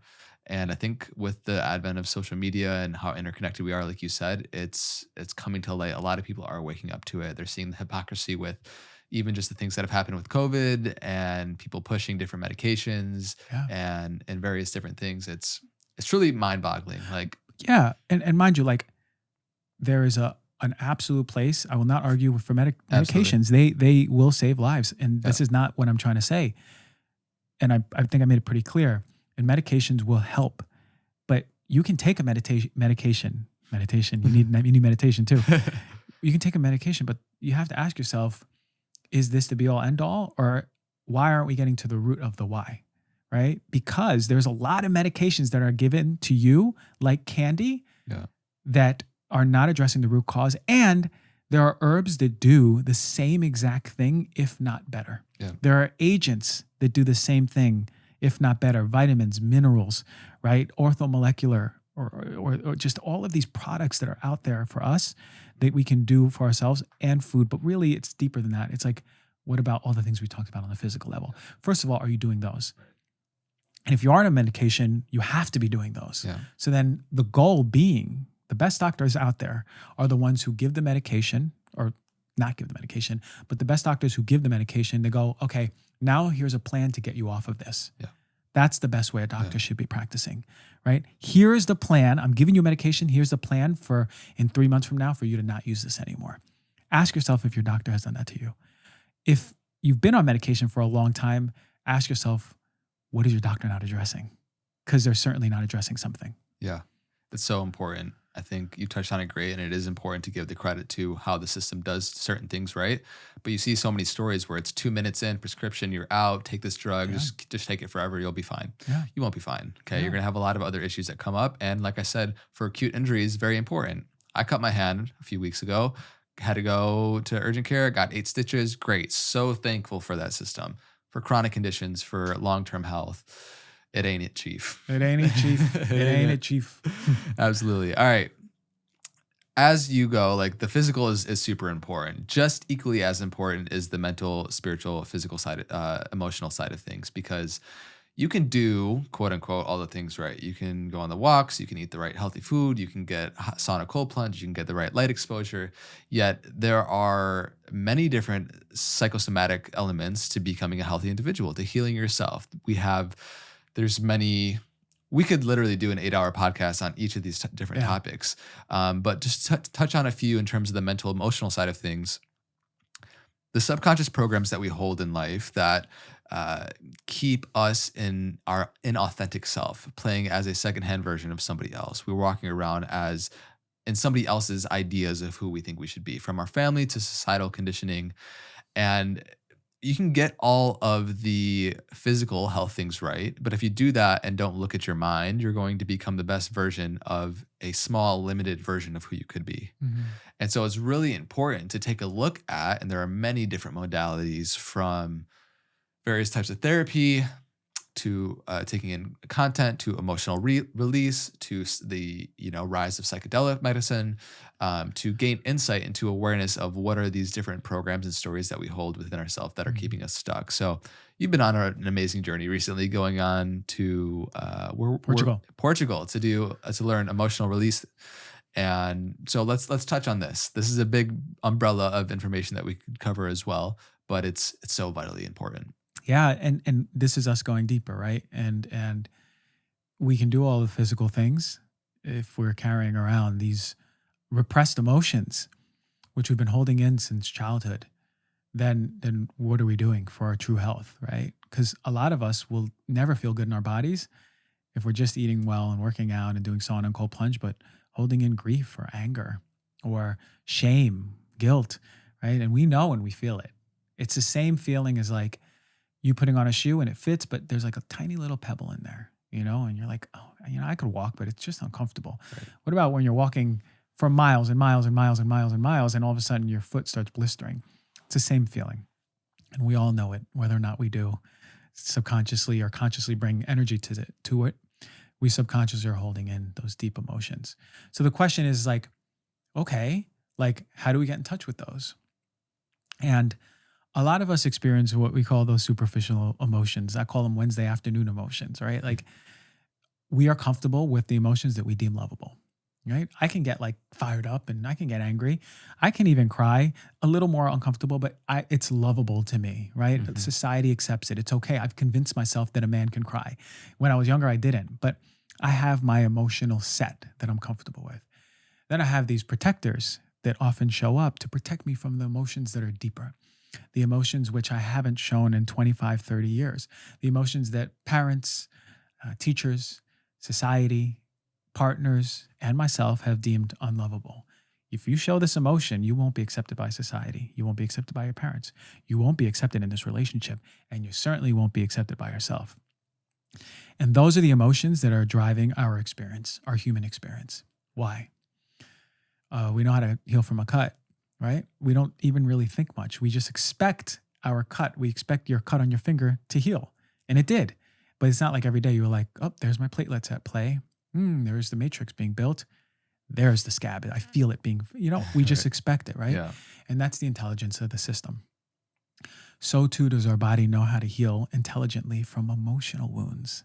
But we don't know or understand the mechanism. We don't provide the space for it. And we don't provide the space for it. But what happens is this. Our body wants to heal from those emotional wounds and does so, but it doesn't do it by a scab. It does so by attracting the people, the places, the things, the situations, the circumstances that are triggering you to re-experience those unlovable parts of you. And sometimes, oftentimes, through life, they build more dramatically, more emotionally charged, stronger, to the point where you're like, I'm in a relationship again, and it's really triggering this part of me. So too, you get so emotionally charged that they surpass those protective mechanisms and you authentically feel those unlovable emotions and express them. This is why oftentimes people will be like pretty happy and like people pleasing and like looking good and being like, okay, everything's fine. Everything's going to be fine. And you feel like they're going to burst. That's because their deeply unlovable emotions are pushing against their protectors. And when you see that person burst, sometimes it's disproportionate. You're like, it's just a flat tire. What's happening? It's because they've surpassed those protective mechanisms. That is how the body is allowing you to heal emotions. Unfortunately, what happens is right when they're about to come out and surpass those protectors, our protectors go, no, I got you. No, come back online. I got you. Take care. Don't worry about it. And we swallow it. And we go through life swallowing the expression of those unlovable emotions to the point where we can't do it anymore. We know this because we keep attracting the same people that trigger us. We keep attracting the same situations over and over that trigger us. The more you are emotionally free from those repressed, unlovable emotions, the more that you know you've integrated those parts of you that are unlovable. And the more you see your life being less triggered. You got to stop attracting the shitty boyfriend. You stop attracting the boss who really talks down at you and now respects you because you've changed your energy. Because what happens is when we express those emotions, our frequency changes. And then we start attracting new people, new places, new things, new situations. We'll still have some other emotions that we're holding in. But guess what? That big one that runs through us starts attracting new experiences because we've healed that emotional wound. The scab has turned into new skin. That is the mechanism of what happens in our emotional lives, which we are completely blind to and no one's talking about. Woo. Good stuff. That's powerful, man. I think intellectually, a lot of people can say that they know this, right? I love, we have these big T, little t traumas that happen in our life. In terms of relationship dynamics, they can show up in many different ways. You attract them, you become a vibratory match to these experiences repeatedly coming in, and you can either work out 1,000 things with one person in a relationship, or you can work out one thing with 1,000 people in relationships, meaning this relationship didn't work out. And some just naturally that kind of contract ends and it's time to move on. But if you have like a a shadow material that you're not willing to look at. You, from relationship to relationship, from experience to experience, you're going to see it in different ways. And it's going to keep coming until you reconcile the deeper seated emotion that you haven't fully felt. Mm-hmm. Joseph Campbell says, bliss is any emotion fully felt. Mm-hmm. And so what has been your experience now working with people and doing sessions to help people really tap into this primal essence that we've put under the rug, these emotions that we are afraid to feel and that don't feel unlovable? It's been incredible to see the importance of co-regulation. It's more difficult to do things like this by yourself. Traumas happen with other people. They don't oftentimes happen when you're walking as a kid and go, I feel traumatized by my own thoughts, right? Your own thoughts come and they go, but usually it's when someone does something to you, quote unquote. So it stands to believe the healing needs co-regulation. You need to feel safe around another. And that's why the practice we did together allowed space for safety. Yeah. To heal the trauma, to allow you to feel that bliss of anything that needs to be felt, you need safety first. And what I mean by safety is like, I feel safe not only in my own body to allow that subconscious emotion, and subconscious, not in the brain, subconscious is your body. That what you attract is through frequency. And that's coming through your subconscious emotions, to allow those emotions to come up. And also, we're doing that with another. There's someone right behind me, right next to me who's like safe. I can feel safe. It doesn't matter if it's me, right? It is me there, but your vision of me could be your dad. Your vision of me could be your mom. Your vision of me could be just completely forgetting I'm there. But you know that there's another energy near you that allows you to feel safe in another's energy, which is opening the space for your body to feel. When we're in the safety place, that true place of true safety through the techniques that we did together, it opens a space for you to feel emotions and or see visions, which you did, that are talking to you as your subconscious, as your body, right? So in your visions, you had particular things happen. That's exactly what your body wanted to communicate with you. And it allowed you to experience some emotions that your body wanted to experience through visualization. That's the gift of the practice that we were doing. So what I've seen in people is a few major themes. More people are more angry than we know. Almost every person has some anger. And it won't maybe come out overtly as anger, but it could be a behavioral compensation as being the nice guy, but there's a deeper anger that you haven't felt. So doing this practice, I've been able to feel people the moment they come through the door, what they're holding. I've done enough where I'm like, that's anger. Yeah. That's your compensation is to be like super pleasant. Right. That shout out to super pleasant people. Some people are authentically super pleasant. Most people I'm seeing, super pleasant is a compensation mechanism for, I'm just fucking angry. Yeah. Right. So these people, they're coming, they're laying down, and all of a sudden I'm like, where'd that pleasant person go? Because now it's activated. And that true, deep, unlovable emotion, which they deemed anger. And some of us deem anger lovable, and they just can show anger, and shout out to those people. But this particular person I'm thinking of was like, there it is. Yeah. There it is in the stomach. There it is in the liver. I can feel the tension in the liver when I push. Like I can feel the fascia holding it in right there in the liver. And then when it's expressed, you feel the liver again, and it's like jelly. Yeah. That's crazy. That's crazy that you can feel the change in the body when the emotion is expressed. The other thing that I see is voice. Most people, almost, I would say at this point, probably 8 out of 10 people have so much trouble hearing themselves. And because a big part of the work that we do and I do with this is allowing yourself to breathe. Hearing, some people don't even allow themselves to go, you'll hear, or, right? And you certainly won't hear the expression of an emotion as or like anything. They're just so uncomfortable with this bottleneck that is their throat. Yeah.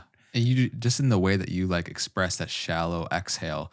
When we see a dog or an animal go through a traumatic experience, you see them viscerally shake it off. But for us, whatever programming that we have, we stuff it down and just let it stack. Like put it under the rug, put it in the corner in that closet where we can't see it, and just pretend like it doesn't exist.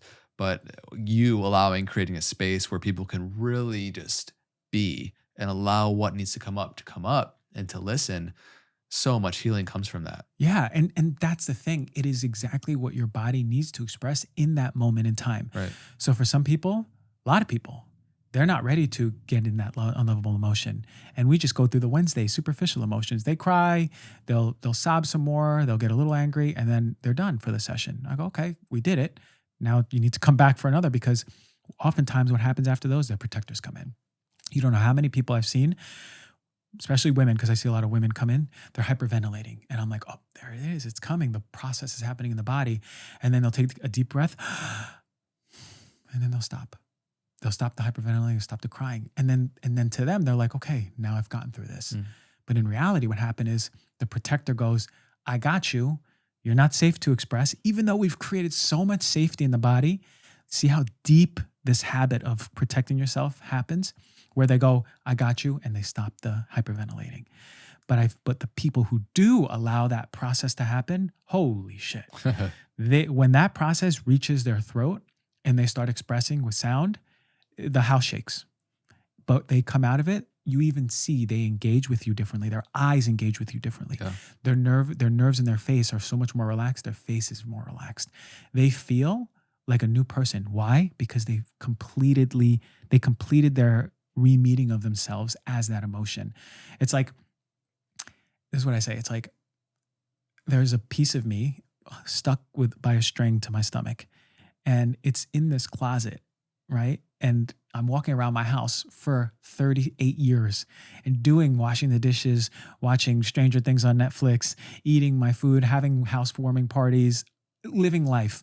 But there's this closet I pass by and I'm like, oh, what is in there? I forgot about this closet. And I hear a noise, right? And oftentimes it'll start like a knocking really hard. And I'll be like, oh, something's coming. Let me just put on the mute button over the closet. I can't hear it anymore. But we don't ever pay attention to that string connecting us to that thing in the closet. What this practice does is create safety and space. So not only do you see that there's a closet there, you're brave enough to open it. And your protectors that are coming in and stopping you from opening it move away. And then you open the closet and then you literally see that in that closet was just an unlovable version of you. And you look at each other in the eyes and go, holy shit, you're anger. You're me as angry, and I'm re-meeting you, and it's okay. I love you. And wait, what's this string? We've always been connected. I've always felt not whole, but now I feel whole. And it's because we in society have deemed only positive emotions, and just maybe crying or anger, some negative ones we deem negative, to be showable. That's it. And everything else, like, I am helpless.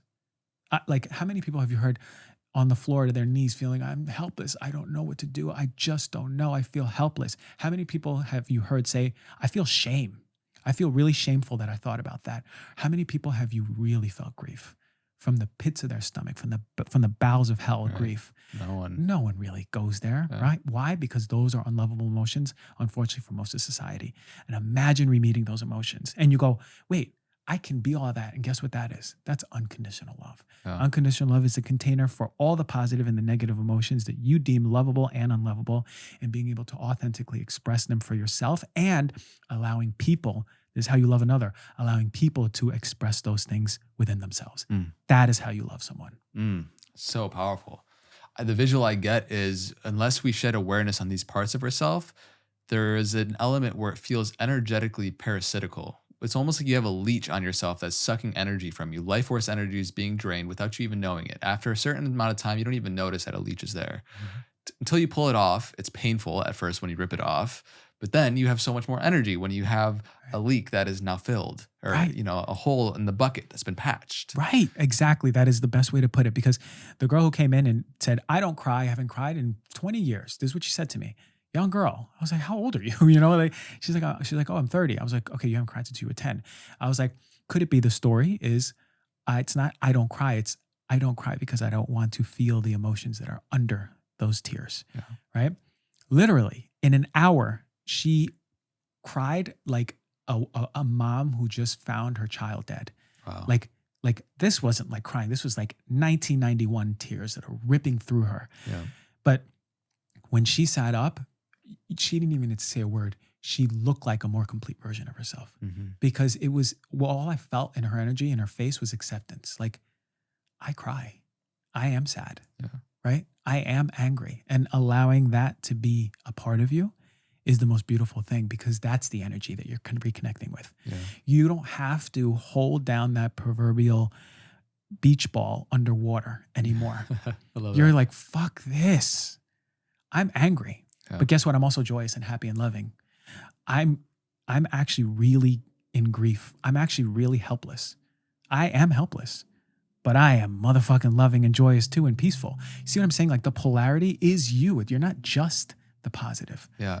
That's the beauty in this type of work. And it's powerful, and it's something that we need to do, because especially in various spiritual communities where it's good vibes only, it's all love and light. Like, no, homie, you got a lot of repressed shadow material that you need to work through if you want to actually embody that. Yeah. Good vibes is the shadows and darkness too. Bad vibes only too. Yeah. Right? Like, all of the vibes always. You know what I'm saying? Vibes always. Oh man, so powerful, so powerful.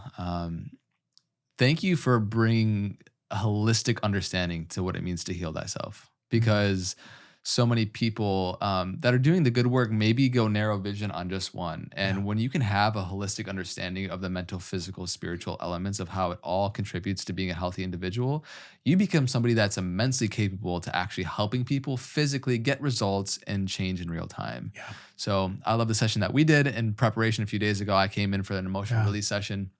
And it was beautiful. I had a deep vision of myself as an elder, like 70 years old, and then also a younger version of myself as a kid. And I got to like talk with them, and just having that space be held is so much of what it's like. 90% of the work is just showing up, taking that pause energetically, take some deep breaths, and then utilizing breath work, visualization, some touch therapy, somatic work. You can really move through some beautiful stuff. Yeah, and that's the power of it. When for me, it's like there are so many somatic releases out there, and breathwork is amazing. During breathwork, we cry, right? We just sometimes even get angry. But to get deeper than breathwork, you have to be able to witness yourself, right? That's the power of this exercise. What we did was you witnessing yourself as blank. Yeah. Over and over and over and over and over through the whole exercise. And the more you witness yourself as blank, the more you tell the body it's safe to be that. Yeah. And the more you're safe to be that, the more you reconcile and reconnect with that version of you. That's the key. It's powerful. And then you all of a sudden you walk and you live your life how you have been. As you become more sensitive, you can then pick up on within other people, somebody that's showing up that really needs validation, and they're showing it in some way, and they're not being themselves. And then you start to distance yourself. Maybe you isolate yourself a little bit more and you recalibrate, like, no, but actually I want to be around different types of people that are tapping into who they truly are. And you become a vibratory match to a different life completely. A lot of people who have trouble when they go through these processes of health and healing thyself is that they're like, oh, my friend's back from town. I don't feel good around them anymore. This really even harder. It's like this partner of mine, like I've been with her or him for so long. It just doesn't feel right anymore. Sometimes as you move through yourself, you need to let go, right? To allow space to invite. Yeah. And that's the power of it, right? It's like, that's you. That's your journey in life. The more you are authentically you, not only the more do you feel that you can bring in more people authentically you, the more you see the people in your life where you're like, doesn't align with me anymore. Yeah. And that's actually where I wanted to go next, because on the other side of moving through a lot of these things, these emotions that we feel unlovable, you start to get more of you online. We all have our own unique fingerprint version of our soul's expression, right? Whatever that looks like. And I've been able to witness you just by proximity and being friends over the past couple of years, you unlocking more of your authentic voice and your authentic expression. Feels good to physically express yourself, vocally, fashion-wise, all the different elements. And then you get to really play in this human dimension. It gets to be a fun game instead of showing up in a way that you think you should. We should all over ourselves. And so what has been your journey finding your own authentic voice expression? What does that look like? Holy moly. Most of my life was in fear. Fear was the overarching actually release for me when I had my emotional release. Fear of everything. Fear of being me. Fear of my dad. Fear of expressing myself as a man. Fear of stepping up and speaking my truth. Fear was like the emotion that needed to be purged. That's why I believe in this work, because I did it. I felt it. And because fear was the overarching emotion that was held in for me, most of my spiritual experience was not letting in who I am, right? And most of it was like, well, who am I? And it was a lot of the answers were based on what society made me, right? Like very superficial. Like I am this guy and I'm living from this town and I'm a doctor and I'm all these things. And it's like, no, but who am I, right? And I started becoming more alive within myself through community and actually seeing through the mirroring of where I am in my life, the authenticity of the people that I was bringing in, right? Someone like you, in your authenticity, man, you're just like, here's how it's unfolding for me. I'm going to do it on my time, how it is. And I'm going to express how I want. I'm going to address how I want, right? You can feel people who are real. And I started attracting people who are real. I'm like, therefore, I don't feel fully me, but I must have a realness to me. So then I started seeing how people were expressing themselves. I go, this friend, wow, they're really into their fashion vibe. Whoa, this friend's really creative with music. I have some musical thing in me. I don't know, maybe it's just dancing. And I started being sparked by relativity. Yeah. And that's the beauty of this physical experience is relativity. We get to see that which we are and that which we are not only inherently, but what we want to create and not create. And I started creating myself based on what I felt.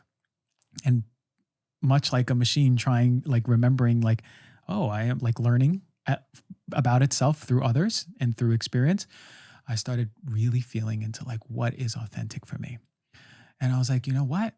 Why do I wear black and gray and brown and even earth tones? Like, why do I I'm wearing earth tone pants right now, but like, I looked in my closet and it's funny because I had a mushroom experience and it was literally saying the same thing that I was feeling. It was like, it brought me to my closet and I was looking around and I purged all of the things fashion wise that didn't resonate with me. I have some pieces that I'll wear like sometimes during the week, but really when I'm out and expressing, holy shit, like these are the clothes that are me, that bring me life, right? Like I've always loved shiny, glitter, sparkle, king, royalty. Like as a kid, I always loved like capes and robes. I was like, why as a 38-year-old man, it's finally like giving myself permission to wear this. But now I do. And guess what? I feel authentic in that. And then I said to myself, you know, I really love like acting and poetry and writing and performing. Why was I always scared to act? Well, I remember in high school, I wanted to go into drama. And I remember someone saying a comment that it was just for homosexuals. And I instead went into football and I played athletics instead. But I remember something like, it was like a bunch around like my guy friends. So like, oh, you want to do that, you fag. Right. You know, and I was like, oh shit, okay, whoa. Guess that's not safe in the tribe, right? I won't be accepted by the tribe who was my friends in school. So instead I played football with them. I played basketball, I played lacrosse. All the things that like, and I wasn't even that good at athletics. Like, that was just something I did versus something that I wanted to do. And what I wanted to do was perform. So then I started seeing others around me who were not scared to perform. I started seeing people who were using their voice. And I'm like, wait, that person's not that good of a singer, but they don't give a fuck. What's happening here? I was like, wow, that person's really talented at writing. And I started attracting. So then I gave myself permission. And then I started blooming into my performance art. So again, it's like, for me, it was through community. For me, it was through relativity that allowed me to see that which I want to create within my life. I knew that like inherently I was sensitive and I wanted to heal the world and heal people. That's deep in me. I already had my sense of purpose. Now it was like, how do I want to play in this world as this avatar that is Christian, Dr. G, you know, whatever else you want to call me, like that. That was the most important part. And that made me feel so much better authentically. Because now I do things with unapologetically, like except sing. I'm working on the singing part. I know I sound like two drunken alley cats on a Wednesday in a back alley, like, and you're just like, shut up, I'm trying to go to sleep. And, you know, but like, I'm really trying to, and I have voice lessons next month because I know the importance of what singing means to me. Yeah. Even though I ain't that good. My girlfriend can sing, but I'm not that good. But still, like, that's important for expression for me, and I'm going to do it. However I sound. I love it. See what I mean? Absolutely. I think the whole journey of healing thyself and knowing thyself, why we said in the beginning, it's one and the same. That's really why we're here. We're here to remember our true essence, our liberated nature, and how that shows up and why we're attracted to people that are authentically themselves. You see them on big stages performing or whatever it is, or maybe just somebody that you know in your life, in your school, or wherever you go to work. We are attracted to authenticity because it is a rare gem in today's day and age. everybody, for the most part, that we're walking around, like we talked about, is not, they're coming across and they're operating as somebody that they're not. And so to raise your energies enough to shed awareness, to become healthy, vital, and find your authentic voice and expression, whatever that looks like. It could look like freestyling. It could look like singing, playing music, painting, poetry, the clothes that you wear, even the way that you take in information. There's so many different avenues to shed light on. And then you become a magnet. You become a magnet and people become attracted to you, and you attract people that are authentically themselves.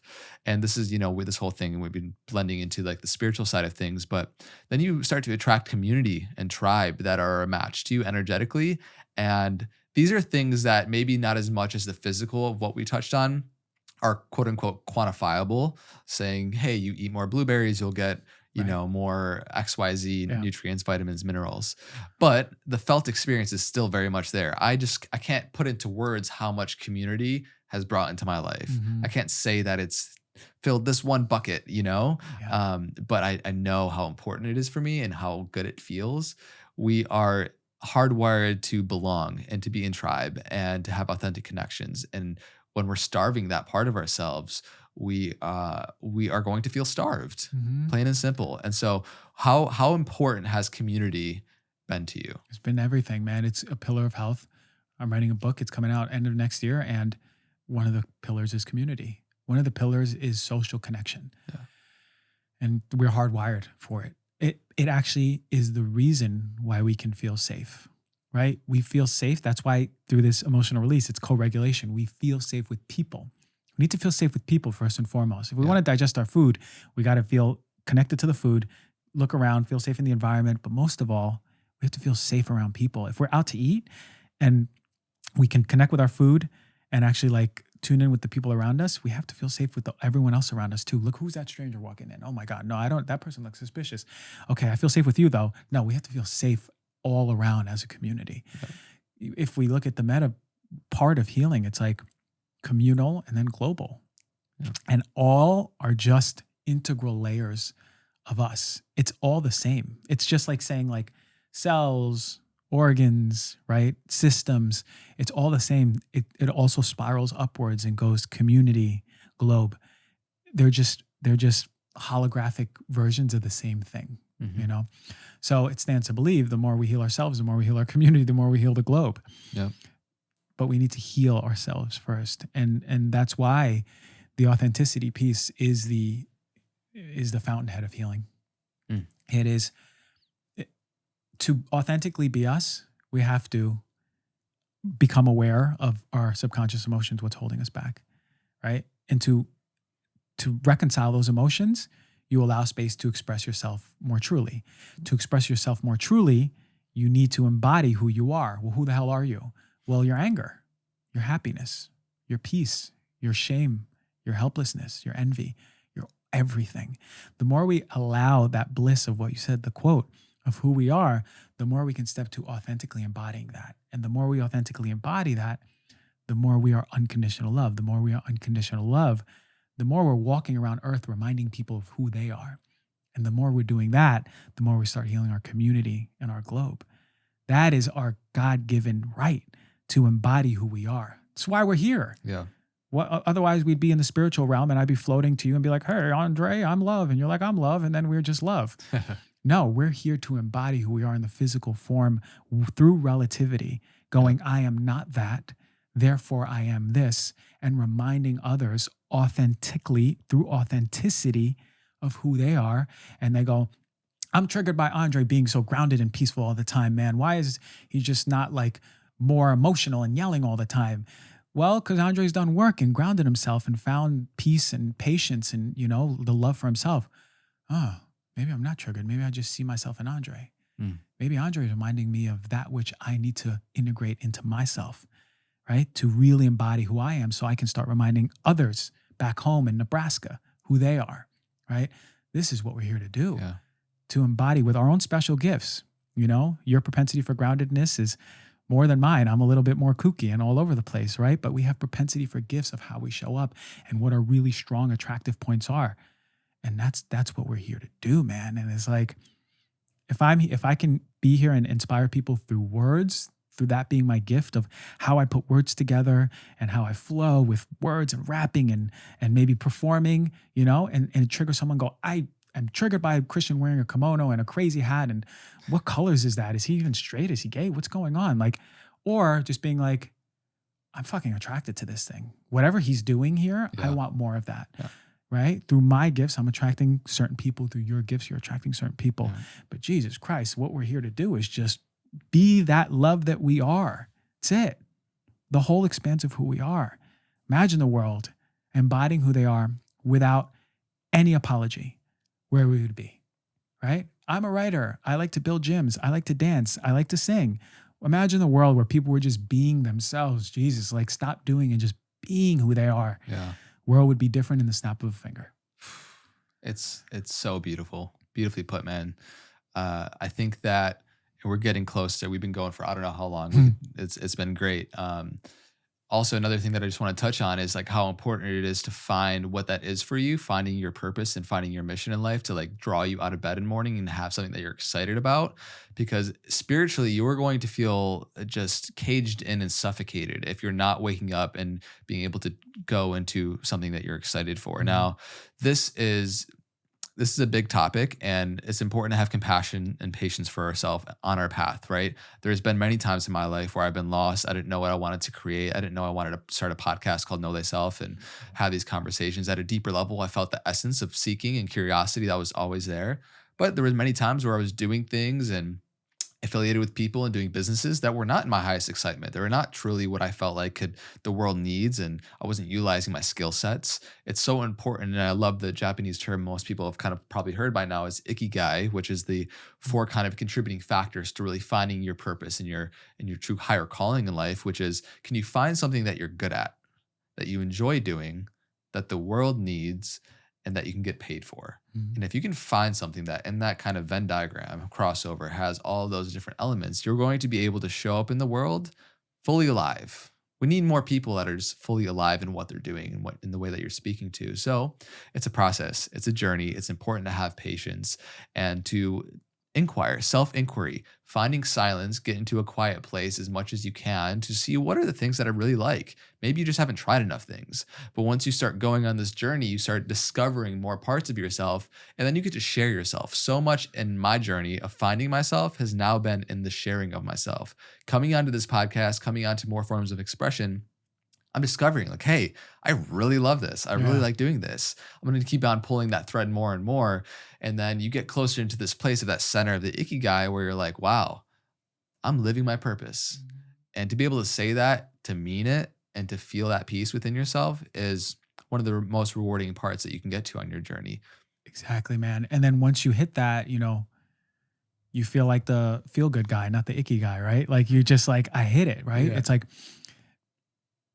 and I would say this is like, if you have something you're good at and you enjoy doing and the world needs and you can get paid for, maybe if you have a well-established job and you don't want to leave, create a hobby. At least do a hobby that isn't aligned with that, right? Let's say I'm a banker, or like I'm really high up in Morgan Stanley or something, right? And I do really well, and I'm actually good with numbers. Like I enjoy it. It's not like what I'm here to do. Yeah. But I know that like I weave baskets like a motherfucker. Like I kill it. Like I've been weaving baskets since I was little. My grandma taught me, and it brings me so much joy. Well, the world needs baskets. I just moved into a place. I need something to store this, and this, right? Can you create a hobby? Can you maybe on a Friday leave work early, or on the weekends, just make a basket a month or something? Yeah. Start bringing more purpose to your life, because that is the fuel of your life force, right? Like you're able to create what you're here to do. Oh yeah. And share it with others. Oh yeah. And get compensated in however way you want to.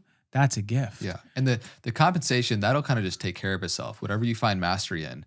I remember I was in Nigeria and I actually I saw somebody that was a master basket weaver. Bro, I knew it. There's someone out there. There is someone out there. And it was mesmerizing seeing him weave these baskets and how quick he could do it and how beautiful they were. And there's utility in that for the world, whatever it is, whether it's something like basket weaving or public speaking, there's a way in which the world will reward you financially, monetarily for just being in your zone of genius. I didn't think, let me tell you something. I came out of school. I was going to work. I was going to open a practice, have a brick and mortar practice, see patients all my life. I knew I wanted to help people, and helping people that's it. That was fine. When I was doing that, through time, I found myself getting more and more exhausted and going at one point, like, I remember the phone rang and they said, I heard my voice like, oh, with Dr. Gonzalez. And I go, fuck, another patient. And I go, the moment I didn't want any more patients, there was a big problem. Yeah. But that's because at the same time, I was coming into my own with performing and my voice and my words and talking. My mom was still alive and she was here on this podcast. She'd be like, Christian did not stop talking. From the moment I came home till he went to sleep, he just told stories and went, right? And it brings me life to share and to put into words. Probably why this podcast is long, because I can't stop talking. But really, the thing is this. I knew that my gift was not wanting to help the world. That was something that was part of my passion. It was mission. It was mission. But my gift that I was given in this world, people were like, you're so good on the fly. And you're like in class, like when you didn't know the answer, you would just bullshit your way out of it, right? Or like you're so quick. That I could rap, I could freestyle. And then when I started doing like some small performances in college, they'd be like, that was really good. I was like, I'm supposed to be in front of the camera. Yeah. Like I would jump at doing the talks in residency. I'd be like, no, I'll do the talk. They're like, are you sure? In front of all the docs? I said, yeah, me, I'll do it. And I loved it. So then that's when I was like, I need to be in front of a camera. Yeah. But I'm a doctor. I can't have camera. And then opportunities started sprouting up.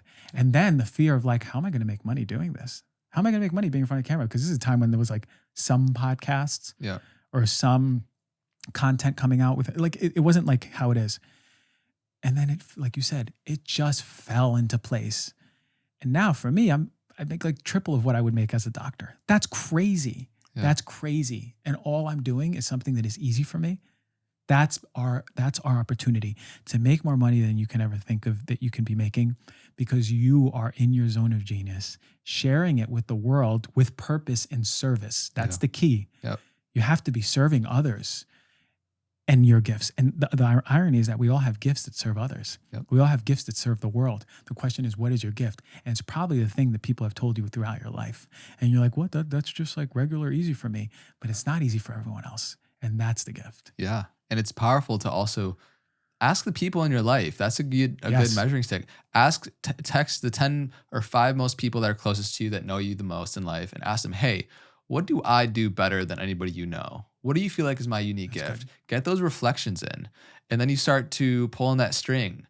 Whatever is meant for you in life, you can't force. It's there, and you have to get whatever is in the way of that out of the way. And then you start to have your gifts come online, and then opportunities start to open where you can turn what your gifts are into a passion or a creation for the world, and it can be an offering. And it doesn't have to overtly be philanthropic work. It could be singing and how inherently inspirational that is, and the lyrics that you use. It can look so many things. It doesn't have to be like being in a soup kitchen. Whatever your gifts are, finding a way to be of service with that is going to have much more utility than you maybe physically doing manual labor for somebody in a village. Yeah. So finding whatever that is huge for finding, yourself on your spiritual journey and the level of vibrancy that you have. And share it. And because it's your gift, right? It's like people are going to accept it and not accept it, but it's your gift. Yeah. Right. And it's our right. Like we have to share that. Like this is what if we're coming to this world and we have a gift, what a travesty and tragedy it would be to die not ever once in your life sharing that gift with one person, right? Much less the world. Yep. But imagine how you feel and the power of what you do to the world when you share that gift with every single person. Unapologetically, be like, hey, this is how I sing. Hear me sing. Yeah. This is how I act. Oh, this is how I basket weave. And this is how I make sequins on a kimono. Whatever it is, please just share it with the world. We need you. Woo! All right. This podcast has been very profound. I didn't know, like we went into a lot of depths and covered a lot of ground. And again, I just love the holistic understanding of the way that you've articulated a lot of things. So just within myself, given me insight and made me think of things differently. So I'm sure a lot of people that are tuning into this feel that as well.